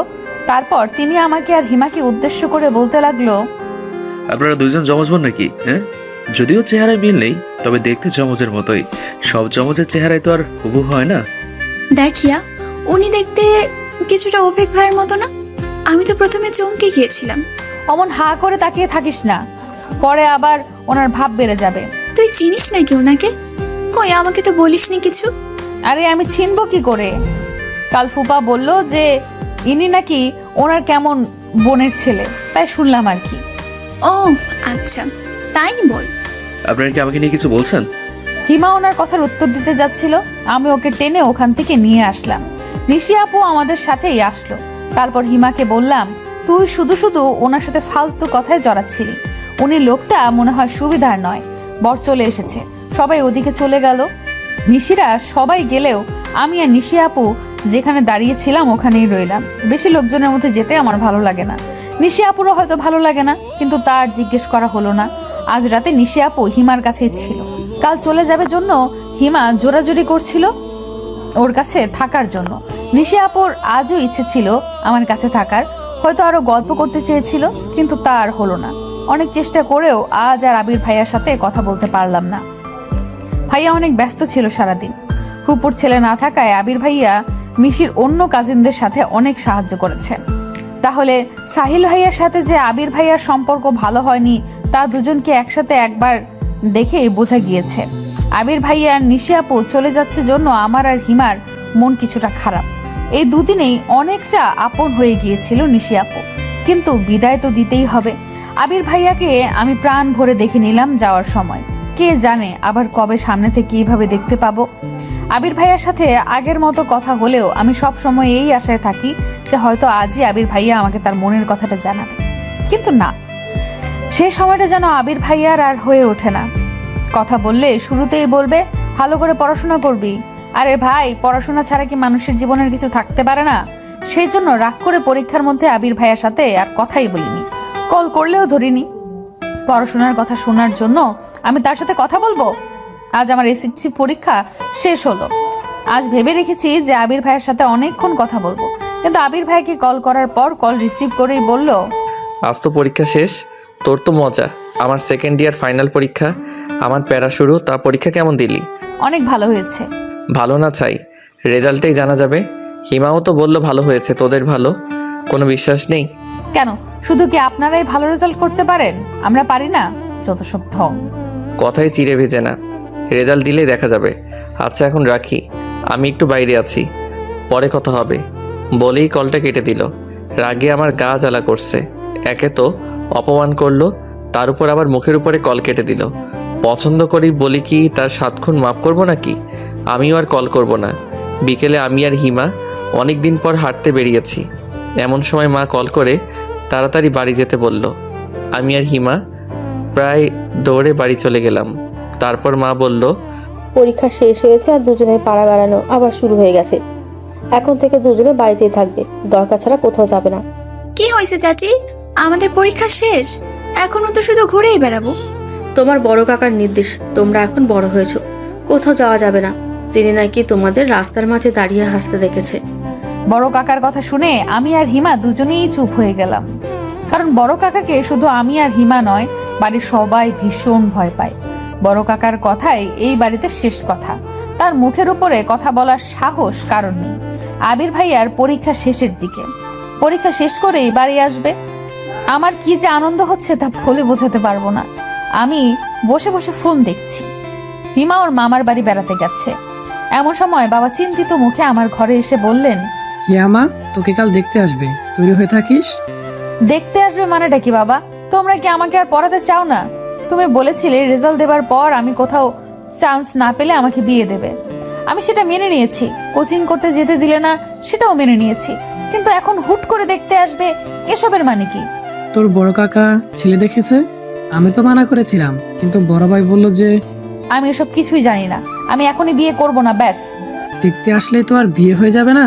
এমন করিস না মা, তোর বড় কাকার মান সম্মান আছে না।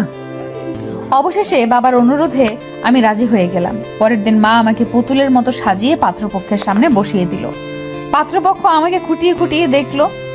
সে অবধিও ঠিক আছে, কিন্তু হঠাৎ ছেলের মা বলে উঠল, দেখা দেখি তো অনেক হলো, জানারও তো আর কিছু নেই। আমরাই তো। দেখি মা, তোমার বাম হাতটা দাও তো। শেষের কথাগুলো আমাকে উদ্দেশ্য করে বলল। আমি ওনার কথার কোনো মানে না বুঝতে পেরে সবার সামনে বাধ্য মেয়ের মতো হাতটা বাড়িয়ে দিতেই ছেলেটা আমার হাতের মধ্যে আংটি পরিয়ে দিল। আমার আঙুলে আংটি পড়তেই আমি রাগী চোখে বাবার দিকে তাকালাম। বাবা চোখ নামিয়ে নিল। আমি ওখান থেকে চলে আসার জন্য পা বাড়িয়েছি। তখন বড় বাবা বলে উঠলেন, হিয়া, ওখানে বসো। আমি ওনাদের সামনে সোফার উপর বসে পড়লাম। আমার মাথাটা যেন ঝিমঝিম করছে, পুরো পৃথিবীটা মনে হচ্ছে ঘুরছে। নিজের অনিচ্ছা সত্ত্বেও আমি ওখানে বসে রইলাম। ওনারা চলে যেতেই আমি রাগে চেঁচিয়ে উঠলাম, বাবা, তুমি এখনো চুপ করে আছো? কি বলেছিলে তুমি? আর এখন কি হলো? আমি আংটিটা হাত থেকে খুলতে যাচ্ছিলাম, মা আমাকে বাধা দিয়ে বলল, এসব কি ধরনের ছেলে মানুষই? এই আংটি হাত থেকে একদম খুলবি না। এত ভালো ছেলে সারা গ্রাম খুঁজেও একটাও পাবি? তোর বাবা যা করেছে তোর ভালোর জন্যই করেছে। মা, আমি এ বিয়ে করতে পারবো না। মা বাবার সামনে থেকে আমাকে নিয়ে এলো, তারপর বলল, পাগল হয়ে গেছিস? তোর বড় কাকা শুনলে কি বলবে? মেয়ে মুখে মুখে তর্ক করছে। আমি এই বিয়ে করতে পারবো না, ব্যাস। কেন? বিয়ে করতে সমস্যা কি? আজ হোক আর কাল হোক বিয়ে তো করতেই হবে। আর একটা কথাও বলবি না। আমি একজনকে পছন্দ করি, আমি এ ছেলে কেন অন্য কাউকেই বিয়ে করতে পারবো না তাকে ছাড়া। আমার কথাটা শেষ হতে না হতেই বাবা আমার রুমে এসে আমাকে একটা থাপ্পড় দিলেন। আমি কল্পনাও করতে পারিনি যে বাবা আমার গায়ে হাত তুলতে পারে। আমি হা করে বাবার মুখের দিকে তাকিয়ে আছি, চোখের পানিগুলো কোনো বাধা মানছে না। বাবা রেগে গিয়ে মাকে উদ্দেশ্য করে বলল, তোমার মেয়েকে বোঝাও একটু, ওনারা আংটি পরিয়ে দিয়েছে, এখন এইসব বলে লাভ নেই। আমি ওনাদের কথা দিয়েছি 2 দিন পর বিয়ে। ছেলে 1 সপ্তাহ ছুটি নিয়ে এসেছে, এখন কোনো অনুষ্ঠান হবে না, শুধু রেজিস্ট্রি করে রাখা হবে। ওরা আজকেই করতে চেয়েছিল, কিন্তু আমি 2 দিনের সময় নিয়েছি। আমার একমাত্র মেয়ের বিয়ে একটু অ্যারেঞ্জ ম্যারেজ না করলে হয়?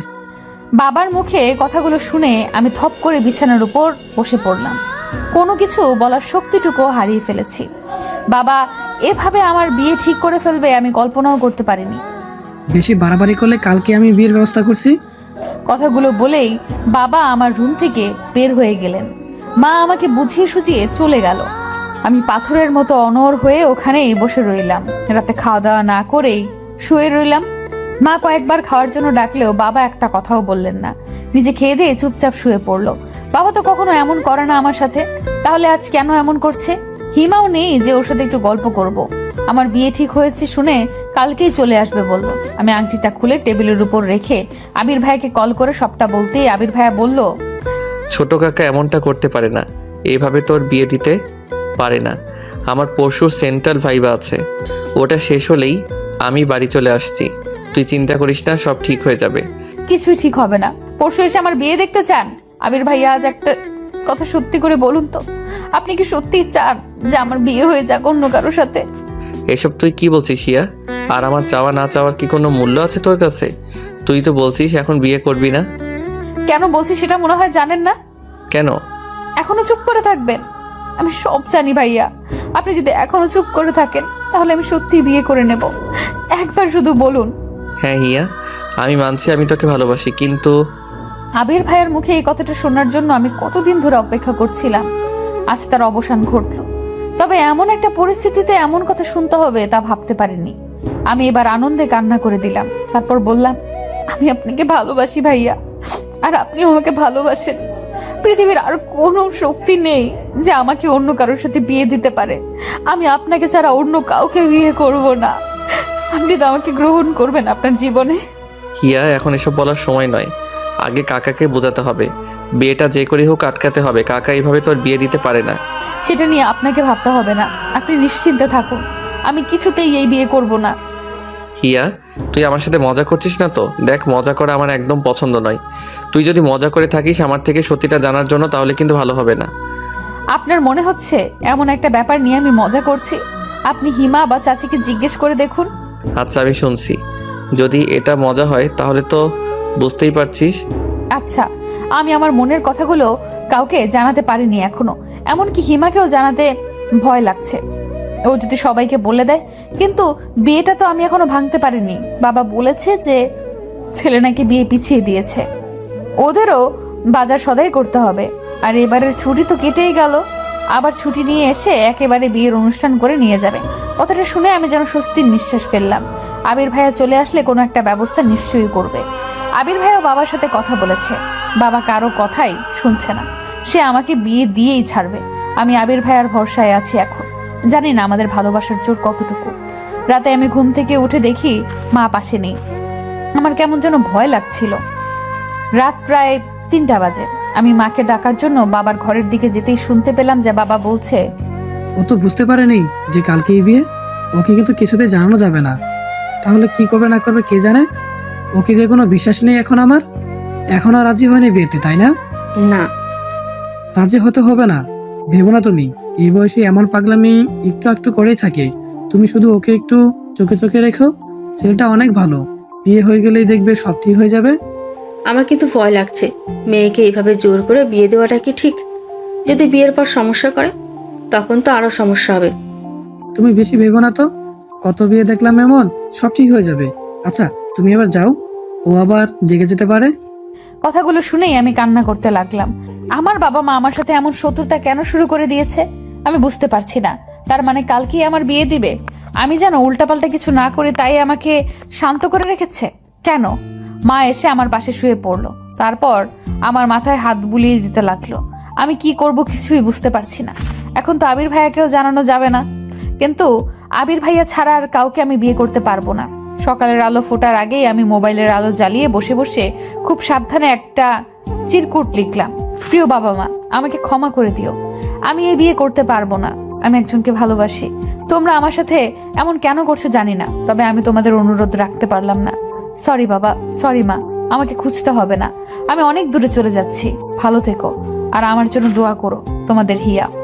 বললাম তো চলে যাব, কিন্তু কোথায় যাব?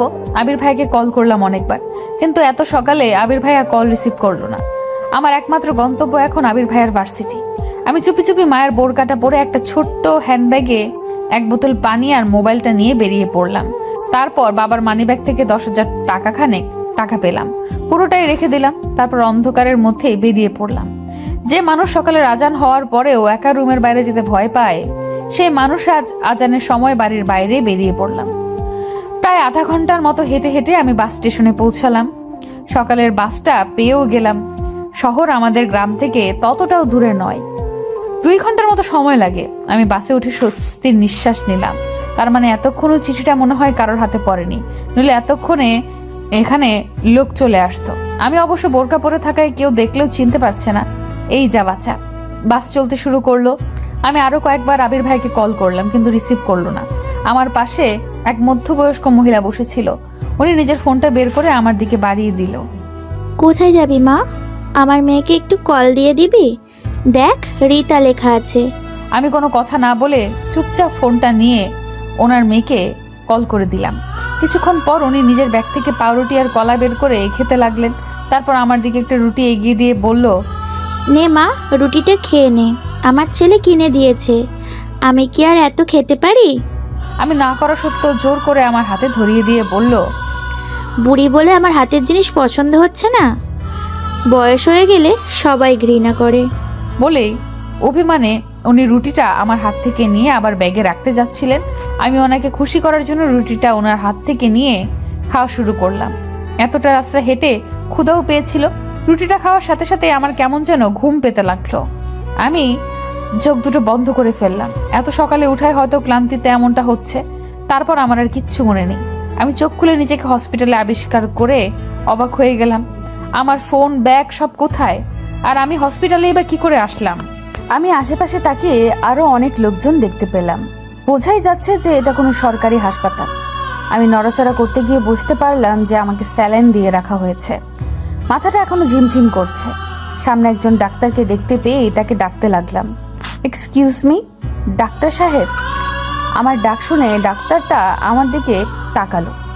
ডাক্তারকে দেখেই আমার আবার অজ্ঞান হয়ে যাওয়ার মতো অবস্থা। আমি আস্তে আস্তে করে বললাম, সাহিল ভাইয়া আপনি এখানে? এখন কেমন লাগছে? আপনি ঠিক আছেন তো? কি হয়েছিল?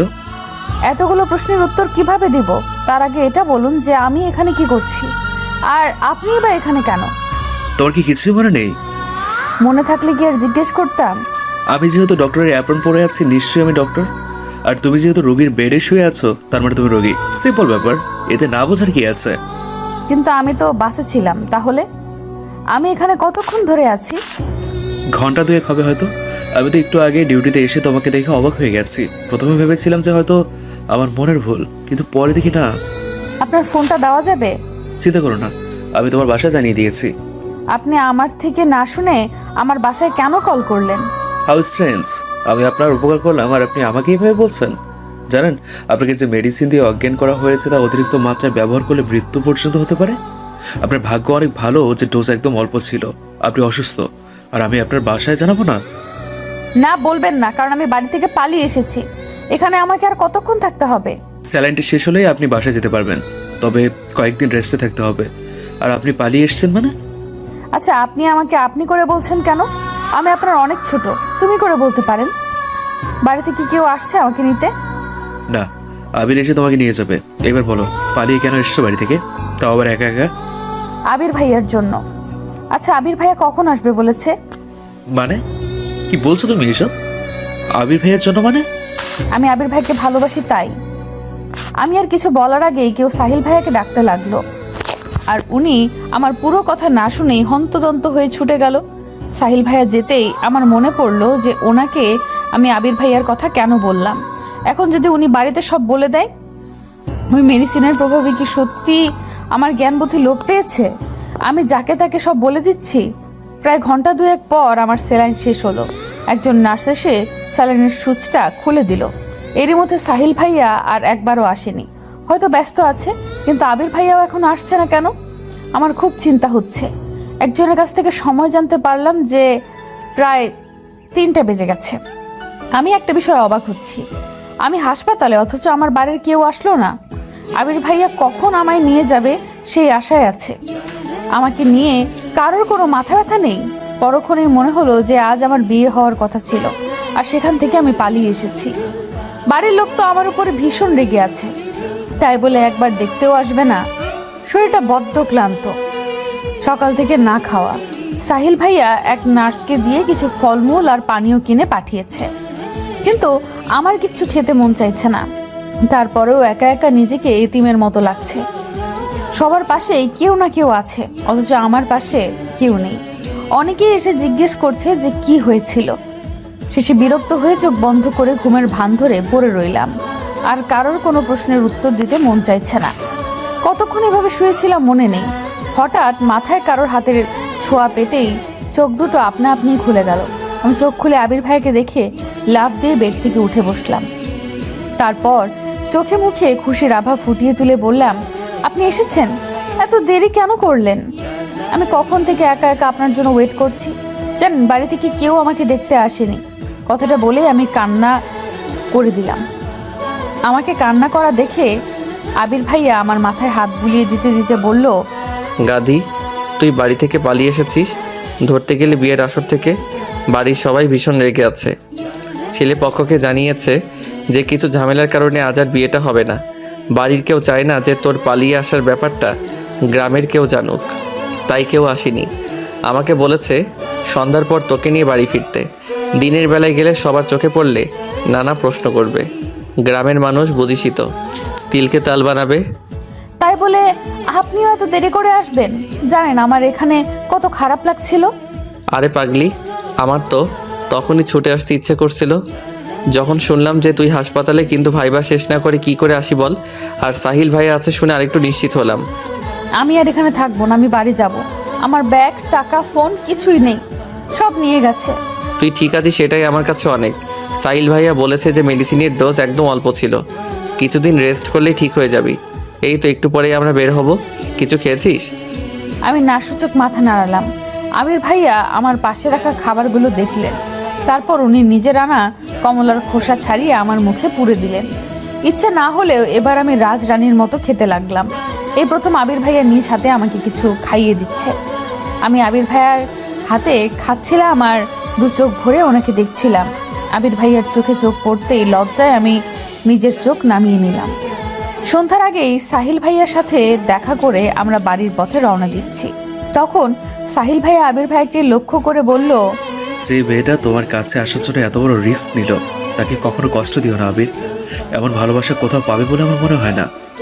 সাহিল ভাইয়ার মুখে এমন কথা শুনে আবির ভাইয়া কিছুটা বিস্ময় নিয়ে আর রাগ নিয়ে আমার দিকে তাকালো। আমি বুঝতে পেরে মাথা নিচু করে নিলাম। আবির ভাইয়া এবার সাহিল ভাইয়ার দিকে তাকিয়ে মুখে কিছুটা হাসি আনার চেষ্টা করলো। তারপর বলল, অবশ্যই ভাইয়া, আর থ্যাঙ্কস আজ সারাদিন ওর খেয়াল রাখার জন্য। আপনি কি এই কথাটা বাসার কাউকে জানিয়েছেন? আমি নিজে একজনকে ভালোবাসতাম, কিন্তু আমার ভুলের জন্য তাকে হারিয়েছি। ভালোবাসা হারানোর কষ্টটা আমি বুঝি। চিন্তা করো না, আমি কখনো তোমাদের বিপদের কারণ হব না। আর কোনো হেল্প লাগলে আমি আছি। ইয়া, তোমার বাসার সবাই মনে করেছে যে তুমি আমার কাছে চলে এসেছিলে, কিন্তু আমি তোমাকে পাতা দিইনি। তাদের ফোন করে সবটা জানিয়ে দেওয়ার জন্য আমাকে থ্যাঙ্কস জানিয়েছে, আর তোমার হয়ে ক্ষমাও চেয়েছে। আবিরের জন্য এসে জানলে এতক্ষণে হয়তো। শেষের কথাগুলো সাহিল ভাইয়া আমাকে উদ্দেশ্য করে বলল। তার মানে আমার বাবা মা ভেবেছে যে আমি সাহিল ভাইয়াকে ভালোবাসি। হায় আল্লাহ! সাহিল ভাইয়ার মুখে কথাগুলো শোনার পর আবির ভাইয়া আমার হাতটা শক্ত করে চেপে ধরে বলল, আমি হিয়ার সুখের জন্য সব করতে পারি। আল্লাহর কাছে লাখ লাখ শুক্রিয়া যে আজ হিয়ার কিছু হয়ে যায়নি, নইলে আমি নিজেকে কখনো ক্ষমা করতে পারতাম না। কিভাবে তোমাকে রক্ষা করবে আবির? কি অধিকার আছে তোমার ওর উপর? ভালোবাসার জোর। আমি হিয়াকে অনেক ভালোবাসি, আর সেই জোর দিয়ে আমি ওকে রক্ষা করব। আদৌ কি সেটা এত শক্তিশালী? মানে? হিয়া বাসা যাওয়ার পরেই ওই ছেলেটার সাথে জোর করে হিয়ার বিয়ে দিয়ে দেবে। ওই ছেলে জানে যে হিয়া সাজার জন্য পার্লারে এসছে, তাই এত দেরি হচ্ছে। এই কারণেই তোমাদের বাসা থেকে কেউ আসতে পারেনি, সবাই হিয়ার পৌঁছানোর অপেক্ষায় আছে। আর একবার হিয়ার বিয়েটা হয়ে গেলে আমি কিছুতেই হিয়ার এই বিয়ে হতে দেব না, কিন্তু আমাকে তো বলেছে যে বিয়ে পিছিয়ে গিয়েছে। কারণ তুমি যদি হিয়াকে বলে দাও তাই। আর কিভাবে তুমি হিয়ার বিয়ে আটকাবে? হ্যাঁ, তুমি তো হিয়াকে বাসায় নিয়ে যাচ্ছ, আর ওখানে গেলে কেউ তোমার কথা শুনবে না। আমি বাড়ি যাব না, আমি অন্য কাউকে বিয়ে করতে পারবো না। আমার বাবা মা আমার সাথে কেন এমন করছে? আমি অসুস্থ আর তারা আমার বিয়ে নিয়ে পড়ে আছে। আমি এখন কি করব? একটাই রাস্তা আছে, যদিও তো অনেক রিস্কি, কিন্তু এছাড়া আর কোনো উপায় নেই এ বিয়ে আটকানোর। কি সেটা? আবির, তুমি কি হিয়াকে সত্যিই ভালোবাসো? আমি আর কতবার বলবো? হ্যাঁ, আমি হিয়াকে ভালোবাসি, ভীষণ ভালোবাসি। কেন? হিয়াকে বিয়ে করতে পারবে? ভালোবাসি যখন, বিয়ে তো অবশ্যই করব। আর আমি সে কথা বলিনি। তুমি কি এখন হিয়াকে বিয়ে করতে পারবে? আমি হিয়াকে এভাবে পেতে চাই না। আমার পরিবারের সবাইকে কষ্ট দিয়ে আমরা কি সুখী হতে পারবো? সবার সম্মতিতে আমি হিয়াকে নিজের করে পেতে চাই। আর এখন আমার নিজেরই কোনো ঠিক ঠিকানা নেই, হিয়াকে ভালো রাখবো কি করে? কিন্তু তোমার পরিবার যদি সেটা না চায়, তারা যদি তোমাদের বিয়েতে রাজি না হয়, অথবা তুমি প্রতিষ্ঠিত হওয়ার আগেই যদি হিয়া অন্য কারো হয়ে যায়, তখনও কি তুমি তোমার পরিবারের সম্মতির আশাতে থাকবে, নাকি দাঁড়িয়ে থেকে হিয়াকে অন্যের হাতে তুলে দেবে? কোনটা? আপনি নেগেটিভ কেন ভাবছেন? পজিটিভ ভাবুন। আমি আর হিয়া যদি দুজন দুজনকে পছন্দ করি, তাহলে তারা মেনে কেন নিবে না? আমরা তো বিয়ে করতে চাইছি, কোনো পাপ কাজ তো নয়। আর আমাদের চাওয়ার মধ্যে কোনো কলুষতা বা অপবিত্রতা নেই, তাহলে কেন তারা আমাদের ভালো চাইবে না? আমার বিশ্বাস আছে যে আমার পরিবার অবশ্যই আমার আর হিয়ার ভালোবাসাটা মেনে নেবে। আর যদি না নেয়? দেখুন, আমি হাসপাতালের মধ্যে আছি বলে কিছু বলছি না, আমাকে রাগাবেন না। আপনি বারবার একই ভুল কেন আওড়াচ্ছেন? কারণ তোমার মতো ভুল বিশ্বাস আমারও ছিল আবির। আমিও ভেবেছিলাম যে পরিবারের মানুষ আমাদের এত ভালোবাসে, তাহলে আমাদের সুখের কথা ভেবে অবশ্যই আমাদের কথাই শুনবে, আমাদের পছন্দ মতো আমাদের জীবন বাছাই করতে দেবে। কিন্তু বাস্তবে তা হয় না, বাস্তবতার বড় নিষ্ঠুর। একটা গল্প শুনবে? আমার যদিও ভালো লাগছে না, আর এক মুহূর্ত এখানে থাকতে ইচ্ছে হচ্ছে না, কিন্তু সাহিল ভাইয়ার কথাগুলো শুনতে কেন জানি ভালো লাগছে। ওনার গল্পটা শোনার জন্য বুকটার ভেতরটা আকুপাকু করছে। প্রথম দিন ওনাকে দেখে ভেবেছিলাম যে উনি খুব হাসি খুশি একজন মানুষ, কিন্তু আজ ওনার কথাগুলো শুনে মনে হচ্ছে যে এক বুক কষ্ট নিয়ে উনি মুখে হাসির প্রলেপ দিয়ে থাকেন। আবির ভাইয়া ভাবছিল কি বলবে না বলবে। আমি শরীরের সবটুকু শক্তি দিয়ে জোর করে বলে উঠলাম, আমি শুনবো। আমার কথা শুনে শুধু আবির ভাইয়া আর সাহিল ভাইয়া নয়, আশেপাশের আরো অনেকেই তাকালো। আমি মাথা নিচু করে ফেললাম। সাহিল ভাইয়া আমাদের উদ্দেশ্য করে বলল, আমার রুমে চলো, ওখানে গিয়ে বসে শুনবে। আবির ভাইয়া আমার দিকে রাগি চোখে তাকালো। আমি আবির ভাইয়ার থেকে চোখ নামিয়ে নিয়ে সাহিল ভাইয়ার পেছনে যেতে লাগলাম। সাহিল ভাই আবির ভাইয়ার দিকে তাকিয়ে মুচকি একটা হাসি দিল, কিচ্ছু বলল না। আবির ভাইয়াও উপায় না দেখে চুপচাপ আমাদের সাথে গেল। সাহিল ভাইয়ার রুমে বসার পর উনি ওনার গল্প বলা শুরু করলেন। অনেক বছর আগের কথা, আমি সবে কলেজে ভর্তি হয়েছি। সেখানে পরিচয় হয় আমাদের কলেজের ম্যাথ স্যারের মেয়ে অরুণিতার সাথে। আস্তে আস্তে পরিচয়, ভালো লাগা, তারপর কখন যে দুজন দুজনকে ভালোবেসে ফেলি তা আমরা কেউই বুঝতে পারিনি। আমরা যেহেতু ক্লাসমেট ছিলাম, তাই ফ্রেন্ড হিসেবে মেলামেশা করতাম। আমি ওকে অরু বলে ডাকতাম, আর ও আমাকে সাহি বলে ডাকতো। আমাদের ভালোবাসাটা ছিল বোবা ভালোবাসা, মানে কেউ কাউকে সরাসরি বলিনি যে ভালোবাসি, তবে দুজনেই দুজনকে ভালোবাসতাম তা বুঝতে পারতাম। আর এটা যে শুধু আমরা বুঝতে পারতাম তা নয়, কলেজের সবাই একসময় জেনে যায় যে আমি অরুকে ভালোবাসি। সবাই জানলেও ক্ষতি ছিল না, কিন্তু অরুর বাবা জানতে পেরে ভীষণ রেগে যান। উনি একজন শিক্ষক মানুষ, আর ওনার মেয়ে কিনা একটা ছেলের সাথে প্রেম করে বেড়াচ্ছে। হ্যাঁ, উনি ব্যাপারটা কিছুতেই মেনে নিতে পারেননি।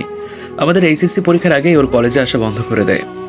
আবার তো পড়াশোনা, নাওয়া খাওয়া সব যেন বন্ধ হয়ে যায়। ওর সাথে সব রকমের যোগাযোগ বন্ধ হয়ে যায়। ওর চিন্তায় চিন্তায় আমিও অসুস্থ হয়ে পড়ি। ওর বাবাকে অনেক অনুরোধ করি ওর সাথে একবার দেখা করার জন্য, কিন্তু উনি আমাকে পরীক্ষা দিতে দেবেন না বলে হুমকি দেয়। আমার বাবাকে ডেকে অপমান করে। বাবা আমাকে বকা দিতে চাইলেও পারে না, কারণ তখন আমার অবস্থা এমনিতেই খারাপ। আরও শুনবে আবির? তোমাকে বলছি, পুরোটা শুনবে কি? না শুনতে চাইলে জোর করবো না। তারপর বলুন, শুনছি তো। আর কি ওর আপুর সাথে আপনার দেখা হয়নি? ওনার কি বিয়ে হয়ে গেছে? বিয়ে হয়ে গেলেও তো একটা সান্ত্বনা থাকতো যে ও এখনো বেঁচে আছে। এই কথাটা শুনেই আমার বুকের ভেতরটা যেন শূন্যতায় ভরে গেল। আমি সাহিল ভাইয়ের দিকে করুণ চোখে তাকিয়ে বললাম, ওরও আপু কি বেঁচে নেই? শেষ পরীক্ষার দিন ওর বাবা চোখ ফাঁকি দিয়ে আমার কাছে এসেছিল, আমাকে বারবার বলেছিল ওকে নিয়ে যেন পালিয়ে যাই কোথাও, ওকে যেন বিয়ে করে নিই, তারপর যা হয় দেখা যাবে। আমি তখন অনেক ছোট, ওই সময় বিয়ে। আমি ওরকে বোঝাতে চেষ্টা করি যে আস্তে আস্তে সব ঠিক হয়ে যাবে। আমরা ভার্সিটিতে উঠলে তখন তো আর কেউ পাহারা দেবে না, ভার্সিটি আলাদা হলেও আমরা যোগাযোগ রাখবো, আর পড়াশোনা শেষ করে আমরা বিয়ে করে নেব। ও সেদিন অনেক কান্না করেছিল, কিন্তু সেই কান্নার সুরগুলো আমার কানে তখন পৌঁছেনি। আজ আমার কানে সেই সুর বাজে। মাঝে মধ্যে আমি ওর সেই নিদারুণ কান্না শুনতে পাই। সেদিন ওর বাবা আমাদের খুঁজে বের করে, এরপর আমাকে আর ওরকে বোঝাচ্ছে আমাদের পড়াশোনা শেষ হলে উনি নিজে আমাদের বিয়ে দেবে। ওর ওনার সাথে সেদিন যেতে চেয়েছিল না, আমি জোর করে ওর বাবার সাথে পাঠিয়ে দিয়েছিলাম। ওর সেই করুণ চাউনিটা আজও আমার চোখের সামনে ভাসে। সেদিন যদি ওকে যেতে না দিতাম, তারপর আবার ওর সাথে যোগাযোগ বন্ধ হয়ে যায়। আমি ভাবলাম যে হয়তো ও বাসায় পড়াশোনা করছে, আমিও মেডিকেলের জন্য কোচিং করায় ব্যস্ত হয়ে পড়লাম। আমাকে যে ওর জন্য কিছু করতে হবে। আমি ভেবেছিলাম যে মেডিকেলে চান্স পেলে ওর বাবা আমাকে হাসি মুখে মেনে নেবে। এরপর সেদিন আমার অ্যাডমিশন ছিল। সকালে একটা আনা নম্বর থেকে কল আসলো। আমি রিসিভ করতে ওর কান্নার আওয়াজ শুনতে পেলাম। ওর কান্না করে বলেছিল যে ওর বাবা নাকি ওর বিয়ে ঠিক করে ফেলেছে। সেদিন ওর বিয়ে ছিল, অনেক কষ্টে একজনের ফোন থেকে লুকিয়ে আমাকে ফোন করেছিল। আমি বলেছিলাম যে পরীক্ষাটা দিয়েই আমি ওর বাসায় যাব, ওর বাবার সাথে কথা বলবো। অনেক কান্না করেছিল সেদিনও। আর আমি অ্যাডমিশন নিয়ে ব্যস্ত ছিলাম। আমরা কত স্বার্থপর। সেইটুকুই ছিল ওর সাথে আমার শেষ কথা। ওর সেদিন আমার জন্য অনেকক্ষণ অপেক্ষা করেছিল, আমিও গিয়েছিলাম, তবে দেরি করে। ওরও আমার অপেক্ষায় থেকে থেকে যখন ওর বিয়ের জন্য কবুল পড়াতে আসে, ঠিক তখনই নিজের কাছে থাকা মারাত্মক একটা বিষ ঠকঠক করে পার করে নেয়। সবার সামনে নতুন বধূ বেশে ওর ঢলে পড়ে মৃত্যুর কোলে। কেউ জানে না যে সেই বিষও কোথায় পেয়েছিল। হসপিটালে নিয়েও লাভ হয়নি। আপনি গিয়ে কি ওনার লাশ দেখতে পেয়েছিলেন? হ্যাঁ, আমি ওর বাসা থেকে সোজা হসপিটালে চলে যাই, আর সেখানে আমার ওরুকে বউ সাজে প্রাণ ভরে দেখেনি। শেষ দেখা। আচ্ছা আবির, আর যদি হিয়ার কিছু হয়ে যেত, তুমি নিজেকে ক্ষমা করতে পারতে? এবার বলো। আমি হিয়াকে বিয়ে করতে চাই, আপনি সাহায্য করবেন? অবশ্যই, চলো আমার সাথে। আমাদের সাথে তো কোনো কাগজপত্র নেই, তাহলে? ওসব কিছুই লাগবে না, তুমি চলো আমার সাথে। তারপর উনি আমাদের ওই হসপিটালের মসজিদের সামনে দাঁড় করিয়ে ভেতরে চলে গেলেন। আমি আর আবির ভাইয়া চুপচাপ ওনার অপেক্ষা করতে লাগলাম। কয়েক মিনিট পর সাহিল ভাইয়া বাইরে এসে বললেন যে ব্যবস্থা হয়ে গেছে। তারপর আমাদের মসজিদের বারান্দার মতো একটা জায়গায় নিয়ে বসালেন। তারপর ইমাদ সাহেব আবির ভাইয়া আর আমাকে উদ্দেশ্য করে বললেন, তোমরা কি সত্যি এভাবে বিয়ে করতে চাও? কোনো কাগজপত্র নেই, শুধু ইসলামের শরীয়ত মোতাবেক কবুল পড়াতে পারবো আমি। কাগজপত্র তোমরা যে কোনো সময় নিতে পারবে। বলো রাজি? ওরা কি বলবে? আমি এখন ওদের গার্জিয়ান, আপনি বিয়ে পড়ান। আবির ভাইয়া কিছু বলতে গিয়েও বললেন না, আমিও আর কিছু বললাম না। ইমাম সাহেব আমাদের দুজনের নাম ধাম সব জিজ্ঞেস করে নিল। ইমাম সাহেব প্রথমে আমাকে, তারপর আবির ভাইয়াকে কবুল পড়ালেন। আমার ভাবতে অবাক লাগছে যে আবির ভাইয়ের সাথে আমার বিয়ে হয়ে গেছে। মনে হচ্ছে যেন সব স্বপ্ন। সাহিল ভাইয়ার মুখে অফুরন্ত হাসির রেখা ফুটে উঠল। আমি আর আবির ভাইয়া সাহিল ভাইয়াকে বিদায় জানিয়ে বাড়ির উদ্দেশ্যে রওনা হলাম। সন্ধ্যা হয়ে গেছে, রাস্তাঘাট অন্ধকার হতে শুরু করেছে, সাথে আমাদের আশাগুলো। জানি না বাড়িতে আমাদের জন্য নতুন কোনো ঝড় তুফান অপেক্ষা করছে কিনা। আমি আর আবির ভাইয়া বাসে উঠলাম। বাসে উঠেই আবির ভাইয়া বাড়িতে কল করে জানিয়ে দিল যে আমরা রওনা দিয়েছি। হালকা শীত পড়তে শুরু করেছে, আর এমনিতেও আমার শরীরটা অনেক খারাপ। বাসে উঠেই আমি সিটের সাথে হেলান দিয়ে বসলাম। আবির ভাইয়া আমার মাথাটা নিচের কাঁধের উপর নিয়ে বলল, বেশি খারাপ লাগলে চোখ বন্ধ করে রাখো, ভালো লাগবে। আমি চোখ দুটো বন্ধ করার সাথে সাথে ঘুম ঘুম পেতে লাগলো। কতক্ষণ কেটে গেছে জানি না। চোখ খুলে দেখি আবির ভাইয়া আমাকে জাগানোর জন্য ডাকছেন। আমি সিট থেকে উঠে ভাইয়ার সাথে বাস থেকে নেমে পড়লাম। তারপর ভাইয়া একটা রিক্সা ডাকলো। অনেকটা রাত হয়ে গেছে, রিক্সাও তেমন নেই। আমি আর আবির ভাইয়া রিক্সায় উঠে বাড়ির উদ্দেশ্যে রওনা দিলাম। ভয়ে আমার আত্মা শুকিয়ে যাচ্ছে। সকালে কাউকে না জানিয়ে চলে গিয়েছিলাম, এখন না জানি সবাই কি বলবে। সবাই নাকি আমার উপরে ভীষণ রেগে আছে। আমি ভয়ে ভয়ে আবির ভাইকে বললাম, সবাই তো এমনিতেই আমার উপরে রেগে আছে, যদি শুনে যে আমরা বিয়ে করে নিয়েছি তাহলে তো আরো রাগারাগি করবে, আপনাকে অনেক বকাবকি করবে। আরে পাগল, আমরা কি গিয়েই বলবো নাকি যে আমরা বিয়ে করে নিয়েছি? পরিস্থিতি বুঝে কথা বলতে হবে। আমাদের বিয়ের কথা ভুলেও মুখে আনবি না। আগে দেখ কি হয় তারপরে। যদি সাহিল ভাইয়ার কথাই ঠিক হয়, ওই ছেলেটা যদি এখনো আমাদের বাড়িতেই থাকে আর আমি যাওয়ার সাথে সাথে আমাকে জোর করে বিয়ে দিয়ে দেয়? তুই এখন অনেক অসুস্থ, আর আমার মনে হয় না যে এই অবস্থায় বাড়ির সবাই তোর বিয়ে নিয়ে কথা বলবে। যদি বলে? তুইও এই সাহিল ভাইয়ার মতো নেগেটিভ ভাবতে শুরু করেছিস। চুপচাপ চল, বেশি কথা বলতে হবে না, সে যা হয় দেখা যাবে। রিক্সা থেকে নামতেই দেখতে পেলাম যে হিমা আর আমার মা গেটের সামনে দাঁড়িয়ে আছে। আমাকে দেখেই হিমা দৌড়ে আসলো, তারপর কান্না করতে করতে বলল, তুই কাউকে কিছু না বলে কোথায় গিয়েছিলি? আমরা তোকে কত খুঁজেছি জানিস? সবাই কত চিন্তা করছিল যদি তোর কিছু হয়ে যেত। ভাগ্যিস সাহেল ভাই ফোন করেছিল, আরেকটু দেরি হলেই তো বড় কাকা পুলিশের কাছে যেতে চলেছিল।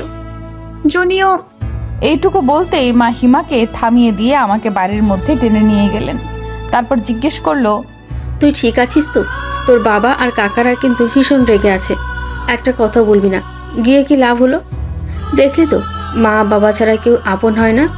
এবার লক্ষ্মী মেয়ের মতো আমাদের পছন্দের ছেলেকে বিয়ে করে নিবি। আমার প্রচন্ড রাগ হচ্ছে মায়ের কথা শুনে। আমি বাইরে থেকে আসলাম, এত বড় একটা ঘটনা ঘটে গেল, তারপরেও মা সেই বিয়ে দেওয়া নিয়েই পড়ে আছে। আমি কিছুটা রেগে গিয়ে বললাম, মা তুমি আমার চিন্তা করা বাদ দিয়ে এখনো বিয়ের চিন্তা করছো? আমি বলছি তো আমি অন্য কাউকে বিয়ে করতে পারবো না। মা আমাকে আবির ভাইয়াদের বসার ঘরে নিয়ে গেল, আর ওখানে বাবা কাকারা চাচিরা সবাই ছিল। আমার শেষের কথাটা এত জোরে বলেছি যে সবাই সেটা শুনতে পেয়েছে। আমার কথাটা শুনেই বাবা বলে উঠলেন, ছি হিয়া, তুই আমার মেয়ে হয়ে আমার মান মর্যাদা সব মাটির সাথে মিশিয়ে দিলি। তোর একবারও আমার কথা মনে হলো না? এখনো তুই ওই ছেলেটার কথাই বলছিস? তোর লজ্জা করছে না? প্রথমে অভিক আর তারপর তুই চুপ করবি একটু? মেয়েটাকে আগে আসতে দে, তারপর সিদ্ধান্ত নেওয়া যাবে। বাড়ি যখন ফিরে এসেছে তখন আর চিন্তা কি? এইসব কথা যেন বাড়ির বাইরে না যায়। বড় কাকা কথাগুলো সবাইকে উদ্দেশ্য করেই বলল। আবির ভাইয়াও এখানে চলে এসেছে, কিন্তু অভিক ভাইয়ার কথা এখানে কোথা থেকে আসলো আমি তাই বুঝতে পারছিলাম না। আমি অবাক হয়ে জিজ্ঞেস করলাম, অভিক ভাইয়ার কি হয়েছে? ঠিক আছে তো? আমার ছেলেকে নিয়ে তো চিন্তা না করলেও চলবে। আমার ছেলের আবার কি হবে? ও ভালোই আছে। তুই অভিককে যে চিঠি দিয়েছিলি সেটা সবাই দেখে নিয়েছে, এই জন্য সবাই এত রেগে গেছে তোর ওপরে, আর বিয়ে দেওয়ার জন্য উঠে পড়ে লেগেছে। তুই এমন কাজ কেন করলি মা? বলেই কান্না শুরু করে দিল মা। কিন্তু আমি যেন নড়াচড়া করতে ভুলে গেছি। অভিক ভাইয়াকে দেওয়া চিঠির জন্যই সবাই আমার সাথে এত খারাপ ব্যবহার করছে, কিন্তু অভিক ভাইয়ের চিঠিটা এদের হাতে কি করে পৌঁছালো? অভিক ভাইয়াকে দিয়েছিল নাকি বাড়িতে রেখে গিয়েছিল সেটা দেখেই, কিন্তু এরা জানবে কি করে যে চিঠিটা আমি লিখেছি? তাহলে কি হিমা নিজের বাঁচার জন্য? এইটুকু ভাবতে আমার পুরো পৃথিবী শূন্য হয়ে গেল। আমি কি করব আর কি বলবো বুঝে উঠতে পারছিলাম না। বুঝে উঠতে না পেরে সোফার উপরে বসে পড়লাম। আবির ভাইয়া আমার পাশ থেকে মায়ের কথাগুলো শুনে ফেলে চেঁচিয়ে ওঠে, তোমরা যে চিঠির জন্য হিয়াকে ভুল বুঝছো, ওই চিঠিটা হিয়া দেয়নি, তোমরা ভুল বুঝছো। তুই যা জানিস না তা নিয়ে কেন কথা বলছিস? আর ওই মেয়ের হয়ে তুই কেন কথা বলছিস? হিমা এমন একটা কাজ করবে আমিও কখনো ভাবতে পারিনি, কিন্তু আমরা সবাই হাতের লেখা মিলিয়ে দেখেছি ওটা হিয়ার লেখার চিঠি। নিজের চাচাতো ভাইকে ওভাবে কেউ চিঠি লিখেছে? আমার সম্পর্কে সবার এত খারাপ ধারণা দেখে আমার মরে যেতে ইচ্ছে হচ্ছে। হিমার একটা ভুল আজ আমাকে এখানে এনে দাঁড় করিয়েছে। যারা আমাকে এত ভালোবাসতো তারা আমাকে ভুল বুঝছে। মা ওটা হিয়াই লিখেছিল, তবে অন্য একটা মেয়ের জন্য। ওই মেয়েটাই ওকে বলেছিল চিঠিটা লিখে দিতে। তোমরা অভিক ভাইয়াকে জিজ্ঞেস করনি? অভিক ভাইয়া তো জানে সব, ওই চিঠিটা কে দিয়েছিল। ভাইয়াকে জিজ্ঞেস করলি তো সব সত্যিটা জানা যাবে। আবির, তুই এর মধ্যে নাক কেন গলাচ্ছিস? তুই কি করে জানিস চিঠির কথা? তোদেরকে তো বলিনি কিছু। আর আমার ছেলেকে এসব ঝামেলার মধ্যে টেনে আনবি না। ওকে আমি জিজ্ঞেস করেছিলাম যে ও কাউকে পছন্দ করে কিনা, ও না বলেছে। কিন্তু চাচি, অভিক ভাইয়াকে জিজ্ঞেস করা দরকার। সত্যিটা না জেনে আপনারা হিয়াকে কিভাবে দোষারোপ করতে পারেন? আমি আর এইসব নিয়ে কোনো কথা শুনতে চাই না। আর আবির, বড়দের সাথে সম্মান দিয়ে কথা বলতে শিখো। বেয়াদবি কোথা থেকে শিখছো? সবাই যে যার রুমে চলে যাও, কাল সকালে হিয়ার বিয়ে। এই নিয়ে আমি আর কোনো কথা শুনতে চাই না। এই মেয়েকে যত ঘরে রাখা যাবে তত খারাপ। আরও ছেলে মেয়ে আছে, তাদেরকে তো বিয়ে দিতে হবে। যার এই বিয়ে পছন্দ হবে না সে কালকের জন্য বাড়ি থেকে চলে যেতে পারো। শেষের কথাগুলো কাকা আবির ভাইকে উদ্দেশ্য করে বলল। আমি বারবার হিমার দিকে তাকাচ্ছি। ভয়ে হিমার মুখ হলুদ হয়ে গেছে। ও ভয়ে আছে যে সবাই যখন জানতে পারবে যে চিঠিটা ওই দিয়েছিল তখন কি হবে। আমার সাথে সাথে ওর জীবনটাও শেষ হয়ে যাবে। বড় কাকার কথাগুলো শুনে সবাই রুম থেকে বের হয়ে যাচ্ছিল। তখন আবির ভাইয়া বলে উঠল, হিয়াকে যদি তোমরা বিয়ে দিতেই চাও তবে আমার সাথেই দাও। কথাটা বলার সাথে সাথেই মেছু কাকা আবির ভাইয়ার গালে একটা থাপ্পড় বসিয়ে দিলেন। আমরা সবাই অবাক হয়ে গেছি। চাচিও এগিয়ে গিয়ে বললেন, কেন এই মেয়েকে তুই কেন বিয়ে করবি? দেশে কি মেয়ের অভাব পড়েছে? আমার ছেলের জন্য এইরকম একটা মেয়েকে বেছে নেব? সবার কথাগুলো আমার অন্তরে ঝাঁঝরা করে ফেলছিল। কষ্টে আমার বুক ফেটে যাচ্ছিল। আমার মা আমার পাশে দাঁড়িয়ে কান্না করছে, বাবা মাথা নিচু করে দাঁড়িয়ে আছে। আমার জন্য আমার বাবা মায়ের কষ্টটা আমি কিছুতেই সহ্য করতে পারছি না। ভালোবাসা পাওয়া কি এতটাই কষ্টের? আমার নিজের ব্যবহারে নিজেরই ঘৃণা হচ্ছে। আমি সকালে ওইভাবে না গেলে হয়তো সবাই আমাকে আর আমার মা বাবাকে এত অপমান করতো না। এরা নিজের মানুষ হয়েই এমন ব্যবহার কি করে করতে পারছে? মা আমাকে টেনে বের হয়ে আসলেন, বাবাও মাথা নিচু করে চলে আসলেন। বড় চাচা আবির ভাইকে বলতে লাগলো, বড় হয়েছে ঠিকই, কিন্তু কোথায় কি বলতে হয় তা শেখুনি। কোন সাহসে তুমি ওকে বিয়ে করতে চাও? ওই মেয়েকে কিছুতেই আমি আমার ছেলের বউ হিসেবে মেনে নিব না। প্রথমে অভিক, তারপর ওই ছেলেটা কি যেন না, সাহিল, ওদেরকে পটাতে পারেনি আর এখন আমার ছেলের পিছে পড়েছে। আমি ওখানে দাঁড়িয়ে পড়েছি আবির ভাইয়ের উত্তর শোনার জন্য। মা আমাকে টানছে চলে যাওয়ার জন্য। বাবা ঘরে চলে গেছে। বড় কাকাও দরজার বাইরে চলে এসেছেন। তখন আবির ভাইয়া বলে উঠল, আমি হিয়াকে বিয়ে করে নিয়েছি। আবির ভাইয়ার মুখে এরকম কথা শুনে সবাই পাথরের মতো নিশ্চুপ হয়ে গেল। বড় কাকাও থেমে গেছে। মা আমার হাতটা ছেড়ে দিল। কেউ যেন বুঝতে পারছে না যে আবির ভাইয়া আসলে কি বলছে। আবির ভাইয়ার মা কান্না শুরু করে দিলেন। তারপর বললেন, আবির, তুই কি বললি? আমি হিয়াকে বিয়ে করে নিয়েছি। শুনেছ এবার? হিয়া এখন আমার স্ত্রী। দুনিয়ার আর কারো শক্তি নেই ওকে বিয়ে দেওয়ার। বিবাহিত একটা মেয়েকে আর কি বিয়ে দিবে? আর হিয়া বাড়ি থেকে আমার কাছে গিয়েছিল, সাইলের কাছে নয়। হিয়া শুধু আমাকেই ভালোবাসে, অবিক ভাইয়াকে নয়। পুরো বাড়ি জুড়ে যেন মুহূর্তেই নীরবতা ছেয়ে গেল। বড় কাকা হিমাকে দিয়ে বাবাকে ডেকে পাঠালেন। সবাই আবার ওখানে বসলো। বড় কাকা আমাকে বললেন, আবির যা বলছে তা কি সত্যি? আমি একবার আবির ভাইয়ের দিকে আর একবার সবার দিকে তাকালাম। তারপর আস্তে আস্তে বললাম, হ্যাঁ, আবির ভাই ঠিকই বলেছে। বাবা এইবার আমাকে মারার জন্য উদ্যত হলে আবির ভাইয়া বাবাকে থামিয়ে দিয়ে বলল, কাকা, আপনি ওর গায়ে হাত তুলবেন না, ও এখন আমার স্ত্রী। আবির ভাইয়ের সাহস দেখে শুধু আমি না, রুমের বাকি সবাই অবাক হয়ে গেল। বাবা রেগে ফেটে পড়ছেন। তারপর বললেন, বেশ, রাখ তোর বউ তোর কাছে। আজ থেকে আমি ধরে নিলাম যে আমার মেয়ে মরে গেছে। তুই আর কখনো আমার চোখের সামনে আসবি না। আমার কোনো মেয়ে নেই, আমার একটা ছেলে আছে শুধু। বলেই তাকে ফুঁসতে ফুঁসতে বাবা মায়ের হাত ধরে টানতে টানতে নিয়ে গেল ওখান থেকে। বাকি সবাই আমাকে আর আবির ভাইয়াকে দেখছে। আবির ভাইয়ার মা মনে হচ্ছে আমাকে এক্ষুনি চিবিয়ে খাবে। চাচির এমন রূপ আমি জীবনেও দেখিনি। কি হবে এখন? আমার নিজের বাবা আমাকে মেনে নিচ্ছে না। আমার কলিজাটা ছিন্ন ভিন্ন হয়ে যাচ্ছে। আবির ভাইয়ার পরিবার কি আমায় মেনে নেবে, নাকি আমার জীবনে আসতে চলেছে একটা কালো অধ্যায় যার কোনো শেষ নেই? আমি এত বড় একটা ভুল কি করে করলাম? পুরো পরিবারটা ভেঙে গুড়িয়ে দিলাম। এখন আমি কি করব? আমার এখন কি করা উচিত? আমাকে আর আবির ভাইয়াকে রেখে এক এক করে সবাই চলে গেল। হিমা ওখানে দাঁড়িয়েছিল ভীত মুখে। চাচি ওকে টেনে নিয়ে গেল আর আমাকে উদ্দেশ্য করে বলল, তুই একদম হিমার কাছে ঘেসবি না। তোকে নিজের মেয়ের মতো ভাবতাম, আর তুই আমার ছেলের জীবনটা নষ্ট করে দিলি। আর শুধু তোর জন্য আমার আবির আমাদের সাথে এমন ব্যবহার করছে। আমি কোনো দিনও তোকে ক্ষমা করব না। কথাগুলো বলেই চাচি ওখান থেকে চলে গেল। আবির ভাইয়া চুপ করে আছে। আমার বুক ফেটে কান্না পাচ্ছে, কিন্তু কেন জানি কান্না করতে পারছি না। একবার আবির ভাইয়ার মুখের দিকে তাকাতেই বুকের ভেতরটায় আরো হাহাকার করে উঠল। আমার জন্য আবির ভাইয়াকেও এত কথা শুনতে হচ্ছে। আমি যেন এসব আর দেখতে পারছি না। খুব ইচ্ছে হচ্ছে এখান থেকে দূরে কোথাও চলে যেতে, যেখানে এই পরিচিত মুখগুলো অচেনা রূপ থাকবে না। সবাই বের হয়ে যেতেই আমি ছুটে আমাদের ঘরের সামনে গিয়ে দরজা ধাক্কাতে লাগলাম আর শুকনো কণ্ঠে মা বাবাকে ডাকতে লাগলাম। আমাকে ওভাবে ছুটতে দেখে আবির ভাইয়াও আমার পিছু আসলো। আমি দরজা ধাক্কাচ্ছিলাম, তখন বাবা আমাকে উদ্দেশ্য করে জোরে সরে বলতে লাগলো, ওই মেয়েকে আমার ঘরের সামনে থেকে চলে যেতে বলো। আমার ঘরের দরজা আজ থেকে ওর জন্য চিরদিনের জন্য বন্ধ। যে মেয়ের জন্য এত অপমান হতে হয় সেই মেয়ে আমার লাগবে না। কাল থেকে যেন ও আমার চোখের সামনে না আসে, যেখানে খুশি যাক। আর এখন তো ওর স্বামী আছে, সে এখন কোথায়? নিজের বউয়ের খেয়াল রাখছে না কেন? কথাগুলো শুনেই আবির ভাইয়া রেগে গিয়ে আমাকে টানতে টানতে তার ঘরে নিয়ে গেল। আমি নির্লিপ্ত গলায় বললাম, সবাই আমাকে এত ঘৃণা কেন করছে? আমি মারা গেলেই ভালো হতো, তাই না ভাইয়া? আমি এই কথা বলার সাথে সাথেই আবির ভাইয়া ওনার হাত দিয়ে আমার মুখ চেপে ধরলেন। তারপর একটা ধমক দিয়ে বললেন, আর একবার ওইসব বাজে বাজে কথা মুখে আনবি না। তোর কিছু হয়ে গেলে আমি কি করব? আর ভাইয়া কি? হ্যাঁ, এখন থেকে আর কখনো যেন ভাইয়া না শুনি। তোর জন্য আমি নিজের মানুষগুলোর সাথে এভাবে লড়ছি, আর তুই এসব কথা বলছিস? জানি না এদের কবে বোঝাতে পারবো। এমন সময় দরজায় কেউ ধাক্কা দিচ্ছিল।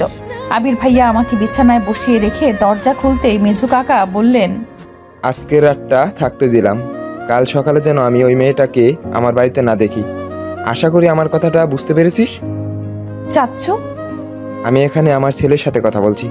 বাবা, ওকে নিয়ে আমি এখন কোথায় যাব? তুমি এভাবে আমাদের বের করে দিলে আমাদের রাস্তায় যাওয়া ছাড়া আর কোনো উপায় থাকবে না। প্লিজ বাবা। আমি তো তোকে কোথাও যেতে বলিনি, কিন্তু ওই মেয়েটার জন্য এই বাড়িতে কোনো জায়গা নেই। ওকে ওর বাড়িতে ফিরিয়ে দিবি। কিভাবে দিবি সেটা নিশ্চয়ই আর বলে দিতে হবে না। বাবা, আমি ওকে বিয়ে করে নিয়েছি, ও এখন থেকে আমার সাথেই থাকবে। তাহলে আমার আর কিছু করার নেই। তোর মতো অবাধ্য ছেলের আমার দরকার নেই। আর একটা কথা শুনে রাখ, এখন থেকে আমি আর তোর পড়াশোনার খরচ দিতে পারবো না। যে মানুষ বউ চালাতে পারে সে পড়ার খরচটাও জোগাতে পারবে। বলে দরজাটা খট করে ধাক্কা দিয়ে বের হয়ে গেল কাকা। আবির বিষণ্ণ মুখে আমার পাশে বসে পড়ল। আমি আর বসে থাকতে পারছিলাম না। আজ সারা দিন আমার কিভাবে কেটেছে তা ভুলেই গেছিলাম। তা মনে পড়তেই মাথাটা ঝিমঝিম করতে লাগলো। আমি আবিরের বিছানায় শুয়ে কপালে হাত দিলাম। দেখি শরীরের উত্তাপে আমার হাত পুড়ে যাওয়ার মতো অবস্থা। আমি আবিরকে কিচ্ছু বললাম না।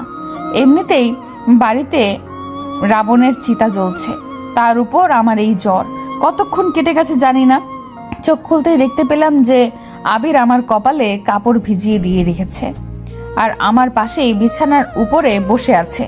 আমি চোখ খুলতেই হন্তদন্ত হয়ে বলল, এখন কেমন লাগছে? ঘুম হয়েছে কি একটু? কিছু খেয়ে ওষুধটা খেয়ে নেন। আমি মাথাটা তোলার চেষ্টা করে ব্যর্থ হলাম। আবির নিজে আমার মাথার নিচে বালিশ দিয়ে আমাকে বসিয়ে দিল। তারপর খাবারের প্লেটটা আমার সামনে এনে নিজ হাতে মাখিয়ে বলল, দেখি এবার হা কর।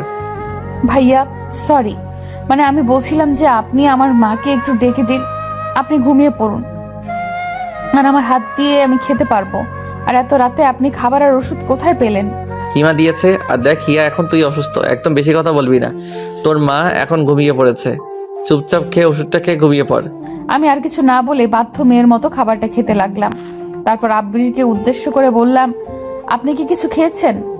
আমাকে নিয়ে তোর চিন্তা করতে হবে না, আমার অভ্যাস আছে। আপনিও খান আমার সাথে। আপনি না খেলে আমিও আর খাবো না। হিয়া, জিদ না করে খেয়ে নে, অনেক রাত, এখন বেশি কথা বলিস না। অবশেষে আমার জিদের কাছে আবির হেরে গেল আর ও নিজেও আমার সাথে খেয়ে নিল। তারপর আমি ওষুধ খেয়ে কখন ঘুমিয়ে পড়েছি মনে নেই। সকালের আলো ফুটেছে মাত্র। আমার শরীরটা এখন অনেকটা সুস্থ। আমি বাথরুম থেকে ফ্রেশ হয়ে এসে দেখি যে আবির ঘুমাচ্ছে। আমি ওনার মায়াবী মুখটার দিকে অপলক দৃষ্টিতে তাকিয়ে আছি। এমন সময় দরজায় ধাক্কার আওয়াজে আমি চমকে ঘুম ভাঙে। আমি দরজা খুলতেই হিমা হন্তদন্ত হয়ে রুমে প্রবেশ করেই আশেপাশে দেখে দরজাটা বন্ধ করে দেয়। আমি অবাক হয়ে জিজ্ঞেস করলাম, এত সকালে তুই? কি হয়েছে, এমন হাঁপাচ্ছিস কেন? তোর জ্বর তো এখন নেই। শোন, তোকে যা বলতে এসেছি, তুই কি সত্যি আবির ভাইকে ভালোবাসিস? না মানে আমি বলতে চাচ্ছিলাম যে আমাদের দেখে তোর কি মনে হয় আমরা সবাইকে কষ্ট দিচ্ছি নাটক করার জন্য? তোর একটা চিঠি পুরো পরিবারকে ভেঙে দিচ্ছে, আর তুই আমাকে জিজ্ঞেস করছিস আমি তোর ভাইকে ভালোবাসি কিনা? তোকে বাঁচাতে আমরা চুপ করে আছি, আর তুই কিনা? সরি হিয়া পাখি, আমাকে মাফ করে দে। আমি বুঝতে পারিনি যে এই বিষয়টা এত দূর করাবে। তুই আমাকে হেল্প করেছিস আর আমি তোকে হেল্প করব না? তুই কি বলতে চাচ্ছিস সীমা? তুই আবির ভাইকে সত্যি ভালোবেসে থাকলে এখনই এখান থেকে চলে যা। হিমা, এসব তুই কি বলছিস? আমরা পালাবো কেন? এখন তো সবাই ব্যাপারটা জেনেই গেছে। আজ হোক আর কাল হোক সবাই মেনে নেবেই, আমরা তাদের সন্তান। বড় কাকা এসেছে, কি বলছে শুনলে তুইও পালাতে চাইবি। কিরে হিমো, এত সকালে তুই? কিছু হয়েছে? ভাইয়া তুমি তাড়াতাড়ি উঠে রেডি হও। রেডি হব মানে কি বলছিস তুই এসব? হিয়াকে নিয়ে এক্ষুনি বাড়ি থেকে চলে যাও। হিমো, তুই কি পাগল হয়ে গেছিস নাকি? আর সবার মতো তুই আমাদের তাড়ানোর জন্য উঠে পড়ে লেগেছিস? বড় কাকা এসেছে, বাবা আর কাকারা সবাই কথা বলছে ওই ঘরে, আমি মাত্র শুনে আসলাম। কি বলছে সবাই? বড় কাকারা আর সবাই মিলে এই সিদ্ধান্ত নিয়েছে যে এখনকার মতো তোদের মেনে নেবে, কিন্তু কাউকে কিছু জানাবে না। তারপর আবির ভাইয়া চলে যাওয়ার পর তোদের ডিভোর্স পেপার রেডি করবে, আর সেখানে যেভাবেই হোক একবার তোমাদের সাইন পড়লেই সব শেষ। হিয়া তোকে আবার বিয়ে দিয়ে দেবে, আর বিয়েটা তখনই দেবে যখন আবির ভাইয়া শহরে থাকবে। আবির ভাইয়া যেন তা জানতে না পারে, তার জন্য। আর একবার বিয়েটা হয়ে গেলেই খেল খতম। আর বাবা আর মেজো কাকা বড় কাকার ওই আইডিয়ার সাথে একমত হয়েছে।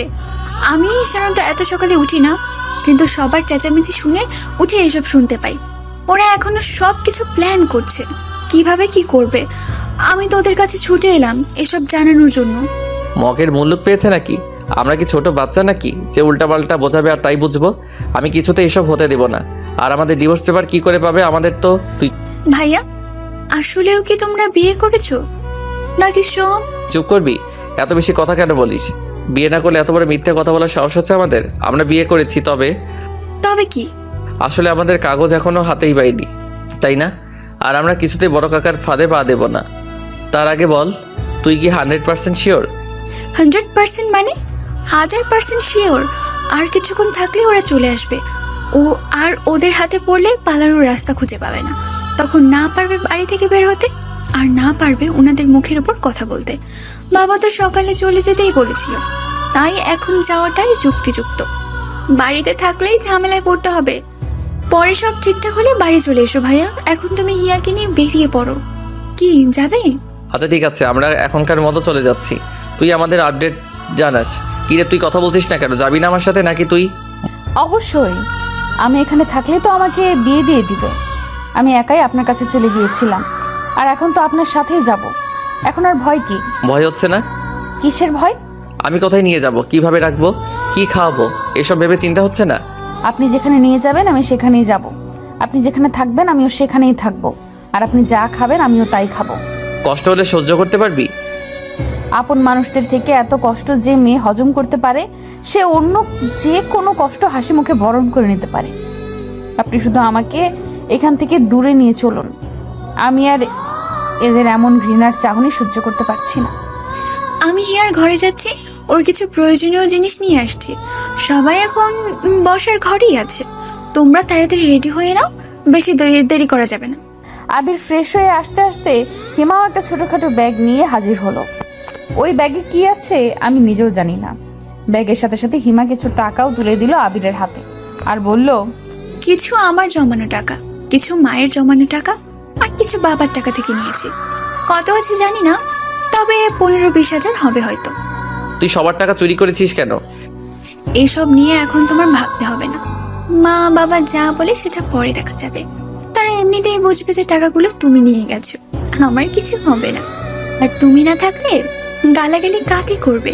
তোমরা তাড়াতাড়ি বের হও, আর হিয়ার খেয়াল রেখো, ও বাইরে কখনো থাকেনি তো। সেটা তোকে বলে দিতে হবে না। তুই নিজের খেয়াল রাখিস, আর এমন কোনো ভুল করিস না যা পুরো পরিবারের জন্য অভিশাপ বয়ে আনে। আমরা বের হব, আর তখনই দেখি যে আমার মা আমার দিকেই আসছে। তারপর কান্না বিজড়িত কণ্ঠে বলল, হিয়া, সবাই তাদের মেনে নিয়েছে। আবিরের পড়াশোনা শেষ হলে তাদের ধুমধামে বিয়ে দিয়ে দেবে। মায়ের আশা দেখে আবির ব্যাগটা খাটের তলায় লুকিয়ে ফেললো। হিমাও দরজার আড়ালে লুকিয়ে পড়লো। আমি মাকে জড়িয়ে ধরে কাঁদতে লাগলাম। তারপর বললাম, সবাই কোথায় মা? আমি জানতাম সবাই আমাদের ক্ষমা করে দেবে। সবাই বসার ঘরে তোদের নিয়ে আলোচনা করছে। আমি তোকে জানাতে আসলাম কথাটা। চল মা, ঘরে চল। মা, তুমি আমার জন্য 1 কাপ চা বানাও তো। যাও, আমি আসছি একটু পরে। মা খুশি মনে ওখান থেকে চলে যেতেই আমি আর আবির পা টিপে টিপে বাড়ি থেকে বেরিয়ে পড়লাম। হিমা বারবার দেখছিল যে কেউ আসছিল কিনা। অবশেষে আমরা সফলভাবে রাস্তায় পৌঁছে গেলাম। রাস্তায় কোনো রিক্সা ছিল না। আমরা হেঁটেই কিছু দূরে গেলাম। তারপর আবির কেউ একজনকে ফোন করে আসতে বলল। কিছুক্ষণ পর একটা রিক্সাওয়ালা আসতেই বুঝতে পারলাম যে আবির ওই রিক্সাওয়ালাকেই আসতে বলেছিল। আবির তাড়াতাড়ি রিক্সা চালাতে বলল, কেউ এসে পড়লে সব পণ্ড হয়ে যাবে। বাসে ওঠার আগে আবির হালকা কিছু নাস্তা আর পানীয় কিনে নিল দোকান থেকে। তারপর বাসে উঠেই আমরা নাস্তা করে নিলাম। আমার খেতে ইচ্ছে হচ্ছিল না, কিন্তু আবিরকে দেখলাম গোগ্রাসে গিলছে। হয়তো অনেক ক্ষুধা লেগেছে। আমরা দুজনেই চুপচাপ বসে আছি। আমি নীরবতা ভঙ্গ করে বললাম, আমরা এখন কোথায় যাচ্ছি? সর্বপ্রথম কেন কাজী অফিসে যেতে হবে? কিন্তু আমরা তো অলরেডি বিয়ে করে নিয়েছি, তাহলে আবার কাজী অফিসে কেন?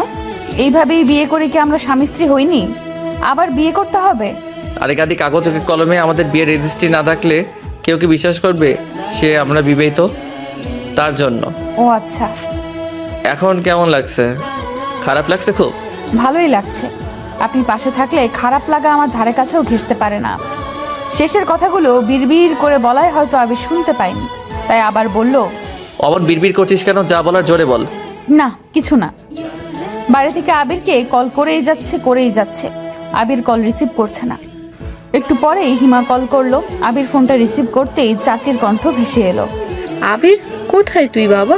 তোর বাবা কাকারা সব মেনে নিয়েছে, বাড়ি ফিরে আয় বাবা। তুই আমাদের কিচ্ছু না জানিয়ে এভাবে চলে যেতে পারলি? কোথায় তুই বাবা? তাড়াতাড়ি বাড়ি আয়, সবাই তোদের জন্য অপেক্ষা করছে, আর কেউ কিচ্ছু বলবে না।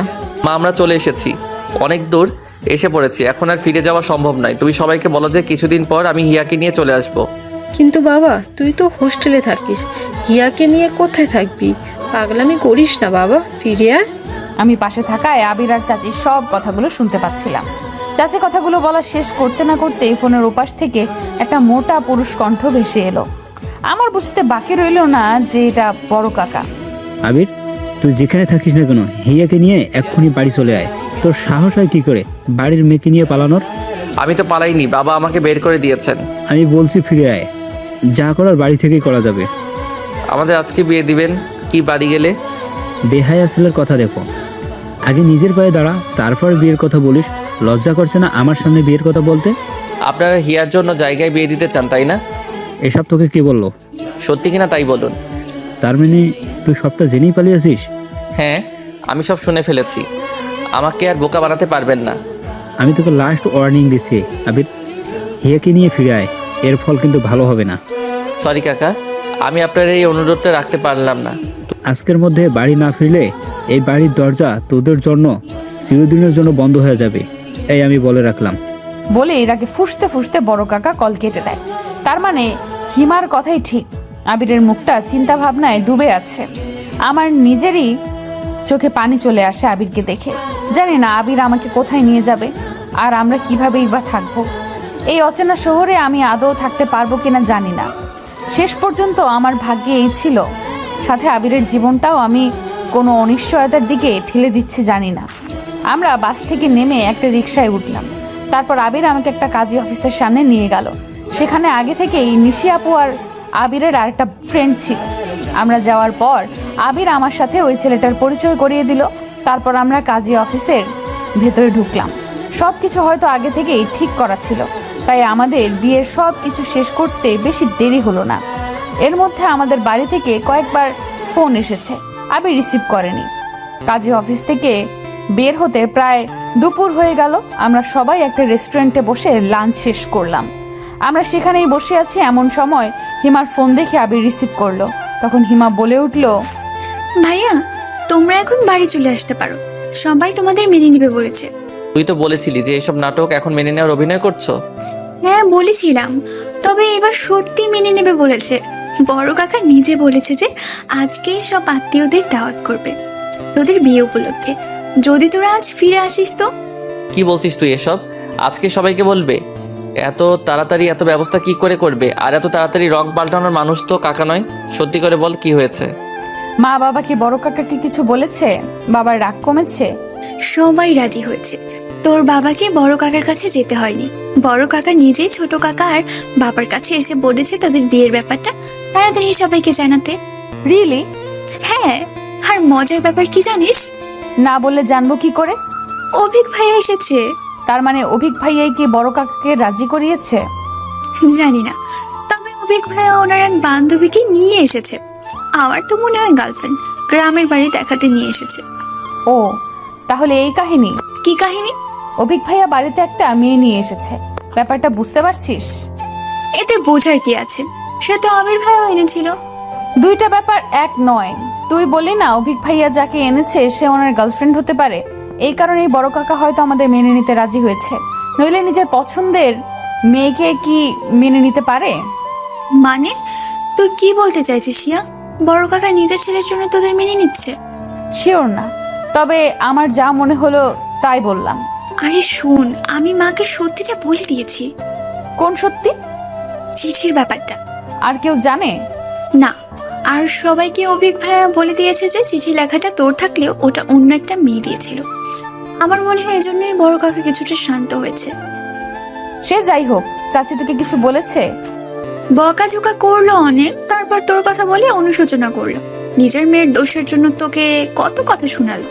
আমি হিমাকে বিদায় জানিয়ে কলটা কেটে দিলাম। ওখান থেকে বের হওয়ার পর নিশি আপু আবিরকে উদ্দেশ্য করে বলল, এখন তো তোরা লিগ্যালি হাজব্যান্ড ওয়াইফ, আর কেউ তোদের আলাদা করতে পারবে না। তোর বাড়ি থেকে যখন ডাকছে তখন তোদের বাড়ি চলে যাওয়াই উচিত। এখানে হিয়া কোথায় থাকবে? আমিও তো বাসায় থাকি তোর ভাইয়ের সাথে, মেসে থাকলে না হয় আমার কাছে রাখতাম, আর তুই তো হোস্টেলে থাকিস। ওকে যাত্রার কাছে রাখাটা ঠিক হবে না। বাড়ি গেলে যদি আবার ঝামেলা হয়, আমার ভীষণ ভয় লাগছে। আমি হিয়াকে হারাতে চাই না। ধুর পাগল, একবার পারিবারিকভাবে তোদের বিয়ের খবরটা জানাজানি হয়ে গেলে আর কে কাকে বিয়ে দিবে? আজ তো যা, কোনো সমস্যা হলে না হয় আবার দুজন পালিয়ে আসিস। বিয়ের পরেই তো আর সহজে ডিভোর্স দেওয়া যায় না, সময়ের ব্যাপার আছে না? আর নেক্সট টাইম তুই ফেরার সময় বাসা ঠিক করে তারপর হিয়াকে নিয়ে আসবি। ওকে একা ওখানে না রেখে আসলেই হবে। কিন্তু আমার তো পড়াশোনা আছে। হিয়াকে আমার সাথে কি পাঠাবে? আরে পাগল, আমিও তো পড়াশোনা করি। তোর ভাইয়া তো পড়াশোনা অবস্থাতেই বিয়ে করেছিল, এখন না হয় জব করে। কই, আমরা তো একসাথেই থাকি। তুই বুঝাবি সবাইকে। আলাদা থাকতে সমস্যা নেই, কিন্তু যদি হিয়ার আবার বিয়ে দেওয়ার চিন্তা করে? তুই এক কাজ কর, তোর বাবার সাথে কথা বলে তারপর বাড়ি যা, তাহলেই তো হয়। Good idea. আমার বাবা একবার কথা দিলে তা কখনো ফেলবে না। নিশি আপুর কথা মতো আবির ওর বাবার সাথে কথা বলল। তারপর খুশিতে প্রায় লাফিয়ে উঠে বলল, বাবা রাজি হয়েছে। আমরা আজ ফিরে সবাইকে আমাদের বিয়ের ব্যাপারটা জানিয়ে দেবে। আর এখানে বাসা দেখে হিয়াকে নিয়েও আসতে দেবে। আমি তো ভাবতেই পারিনি বাবা। সব বড় কাকার ভয়ে আমাদের সাথে এমন ব্যবহার শুরু করেছিল, এখন বড় কাকাই যখন রাজি তখন আর ভয় কি? তারপর আমরা নিশি আপু আর আবিরের আরেক বন্ধুকে বিদায় জানিয়ে বাড়ির পথে রওনা হলাম। সারা রাস্তা আমার ভীষণ চিন্তা হচ্ছে, বাড়ি গেলে কি হবে না হবে। আমি আবিরের কাঁধে মাথা রেখে চোখ দুটো বন্ধ করে রাখলাম। ঘুম আর আসলো না। কাল থেকে জার্নি করতে করতে আজকের জার্নিটা আর কিছু মনেই হচ্ছে না। আর আবির পাশে থাকায় আরো খারাপ লাগছে না। অনেক চিন্তা ভাবনা নিয়ে বাড়িতে ঢুকলাম আমি আর আবির। আজ সন্ধে না হলেও সন্ধ্যের কাছাকাছি। আমাকে দেখে আমার খালাতো বোন ছুটে আসলো। ওকে দেখে আমি কিছুটা অবাক হয়ে গেলাম। আরো অবাক হলাম যখন দেখলাম আমাদের বাড়ি আর আবিরদের বাড়ি ভর্তি মানুষ, বাইরের কেউ না। আমার নানা বাড়ি, আবিরের নানা বাড়ি আর আমার ফুপুর বাড়ির সবাই এসেছে। আমাদের পরিবারটা আসলে অনেক বড়, তাই মনে হচ্ছে যে পুরো একটা অনুষ্ঠান বাড়ি। আমি আর আবির আস্তে আস্তে চারপাশে দেখে অবাক হয়ে গেলাম। কি রে হিয়া, কোন কোচিং এ ভর্তি হলি? কোথায় আবার? উদ্ভাস কোচিং সেন্টারে। হিয়া ভেতরে চল। ও কেবল বাইরে থেকে আসলো আর তুই প্রশ্ন শুরু করে দিলি। তারপর আমাকে টেনে টুনে আমার রুমে নিয়ে গিয়ে দরজা লাগিয়ে দিল হিমা। তারপর বলল, তোকে তো এখন আরেকটা কথাই বলা হয়নি। আবার কি কথা? আর সুমি কোচিং এর কথা কেন জিজ্ঞেস করলো? কারণ সবাই জানে যে তুই কোচিং সেন্টারে ভর্তি হওয়ার জন্যই শহরে গিয়েছিস আবির ভাইয়ের সাথে। ও এই কথা? শুধু তাই নয়, সবাইকে এইটা বলেছে যে তোর আর আবির ভাইয়ের বিয়েটা পরিবার থেকেই ঠিক করেছে। সত্যি? আমরা যে বিয়ে করে নিয়েছি এটা কাউকে বলেনি? না, বড় কাকা বলেছে যে বাড়ির মান সম্মান নষ্ট করে কি লাভ, তাই বুদ্ধি। আর কোচিং? কোচিং বলবে না তো কি এটা বলবে যে ছেলে মেয়ে দুইটা পালিয়ে গেছে। আমাকে জোর করে বিয়ে দিতে না চাইলেই তো আর এসব হয় না। আর সবাই জানে যে তুই যেহেতু কোচিং করবি ওখানে একা একা থাকা ভালো না, তাই এখনই আবির ভাইয়ের সাথে তোর বিয়ে দিয়ে দিয়েছে। আজকেই? পাগল হয়ে গেছিস মনে হচ্ছে। আজকাল জার্নি করেও ক্লান্ত হসটি মনে হচ্ছে। তুই বলতি? আজ সবাই এসেছে, কালকেই তোর আর আবির ভাইয়ের বিয়েটা সেরে ফেলবে। আমাদের তো অলরেডি বিয়ে হয়ে গেছে, আবার কি বিয়ে পড়াবে? তা আমি কি জানি। এমন সময় মা এসে দরজা ধাক্কাচ্ছিল। আমি গিয়ে দরজা খুলে দিতেই মা আমাকে জড়িয়ে ধরে কান্না করতে করতে বলল, তুই ঠিক আছিস তো? আমাকে চা বানাতে বলেই ফুরুত। আমার কত চিন্তা হচ্ছিল জানিস, যখন মা হবি তখন বুঝবি। রাতে নাকি জ্বর হয়েছিল, এখন ঠিক আছিস তো? মাকে এমন অস্থির হতে দেখে আমি তাকে শান্ত করে বললাম, মা দেখো আমি পুরোপুরি ঠিক আছি এখন, তুমি শুধু শুধু চিন্তা করছো। তারপর মায়ের সাথে আরো কিছুক্ষণ গল্প করে ফ্রেশ হলাম। রাতে আবিরের সাথে আর দেখা হলো না। পুরো বাড়ির লোকজনে ভর্তি। সারা রাত আমার যেন ঘুম হচ্ছে না কালকের কথা ভেবে। কাল সত্যি আমাদের পারিবারিকভাবে বিয়ে হবে, মানে সবাই মেনে নেবে আর কি। আমি তো খুশিতে আটখানা। ভাবলাম আবিরকে একটা মেসেজ করি। তখনই মনে পড়লো যে আমার ফোন তো কালকেই ওই বুড়ি দাদি নিয়ে গেছে। তবে আমার সব কষ্ট সার্থক যে আবির এখন আমার স্বামী। আচ্ছা, আবিরও কি এখন আমার কথাই ভাবছে? এসব ভাবতে ভাবতে কখন ঘুমিয়ে পড়েছি মনে নেই। চারপাশে অনেক লোকজন, বেশি বড় না হলেও ভালোই আয়োজন করেছে আমাদের বিয়ের। অনেকেই কানাঘুষা করছে যে আমরা একে অপরকে পছন্দ করে বিয়ে করেছি। তারা তো ভুল কিছু বলছে না। ভাবতেই লজ্জা লাগে আমার বিয়ে পড়ানোর সময় সবাইকে বের করে দিয়ে শুধু বাবা ছিল, কারণ আমার বিয়ে তো অলরেডি হয়ে গেছে। শুধু ইমাম সাহেবকে গোপনে বিষয়টি জানিয়ে লোক দেখানো বিয়েটা সম্পূর্ণ হলো। হিমা আর আমার অন্যান্য কাজিনরা আমাকে নিয়ে আবিরের ঘরে বসে আছে, আর এক একজন মজা করে এক এক কথা বলছে, আর তা শুনে লজ্জায় নুইয়ে পড়ছি আমি। আবির রুমে ঢুকতেই সবাই বের হয়ে গেল, আর আমি চুপটি করে এক পাশে বসে আছি মাথা নিচু করে। কিরে, বরকে সালাম দিবি না? এত বড় হয়েছিস, ভদ্রতা কিছু শিখিসনি? আপনিও তো ভদ্রতা জানেন না। নতুন বউকে কেউ তুই করে বলে? তুই বলবো না তাহলে? তুমি করে বললে তুই মানিয়ে নিতে পারবি তো? আর পালাচ্ছিস কেন? পালানোর জন্য বুঝি বিয়ে করেছিস? তুমি করে না বললে আমি কিন্তু। আবির আমার থুতনিতে ধরে মুখটা উপরে তুলে বলল, আচ্ছা ঠিক আছে, আজ থেকে আমার মিষ্টি বউটাকে তুমি করেই বলবো। খুশি? আমি তো শুধু খুশি না, মহা খুশি। ভালোবাসার মানুষটিকে পেয়েছি, আর কি চাই। আজ থেকে যে শুরু হবে আমাদের দুই টোনাটুনির সংসার। সবাই আমাদের জন্য দোয়া করবেন।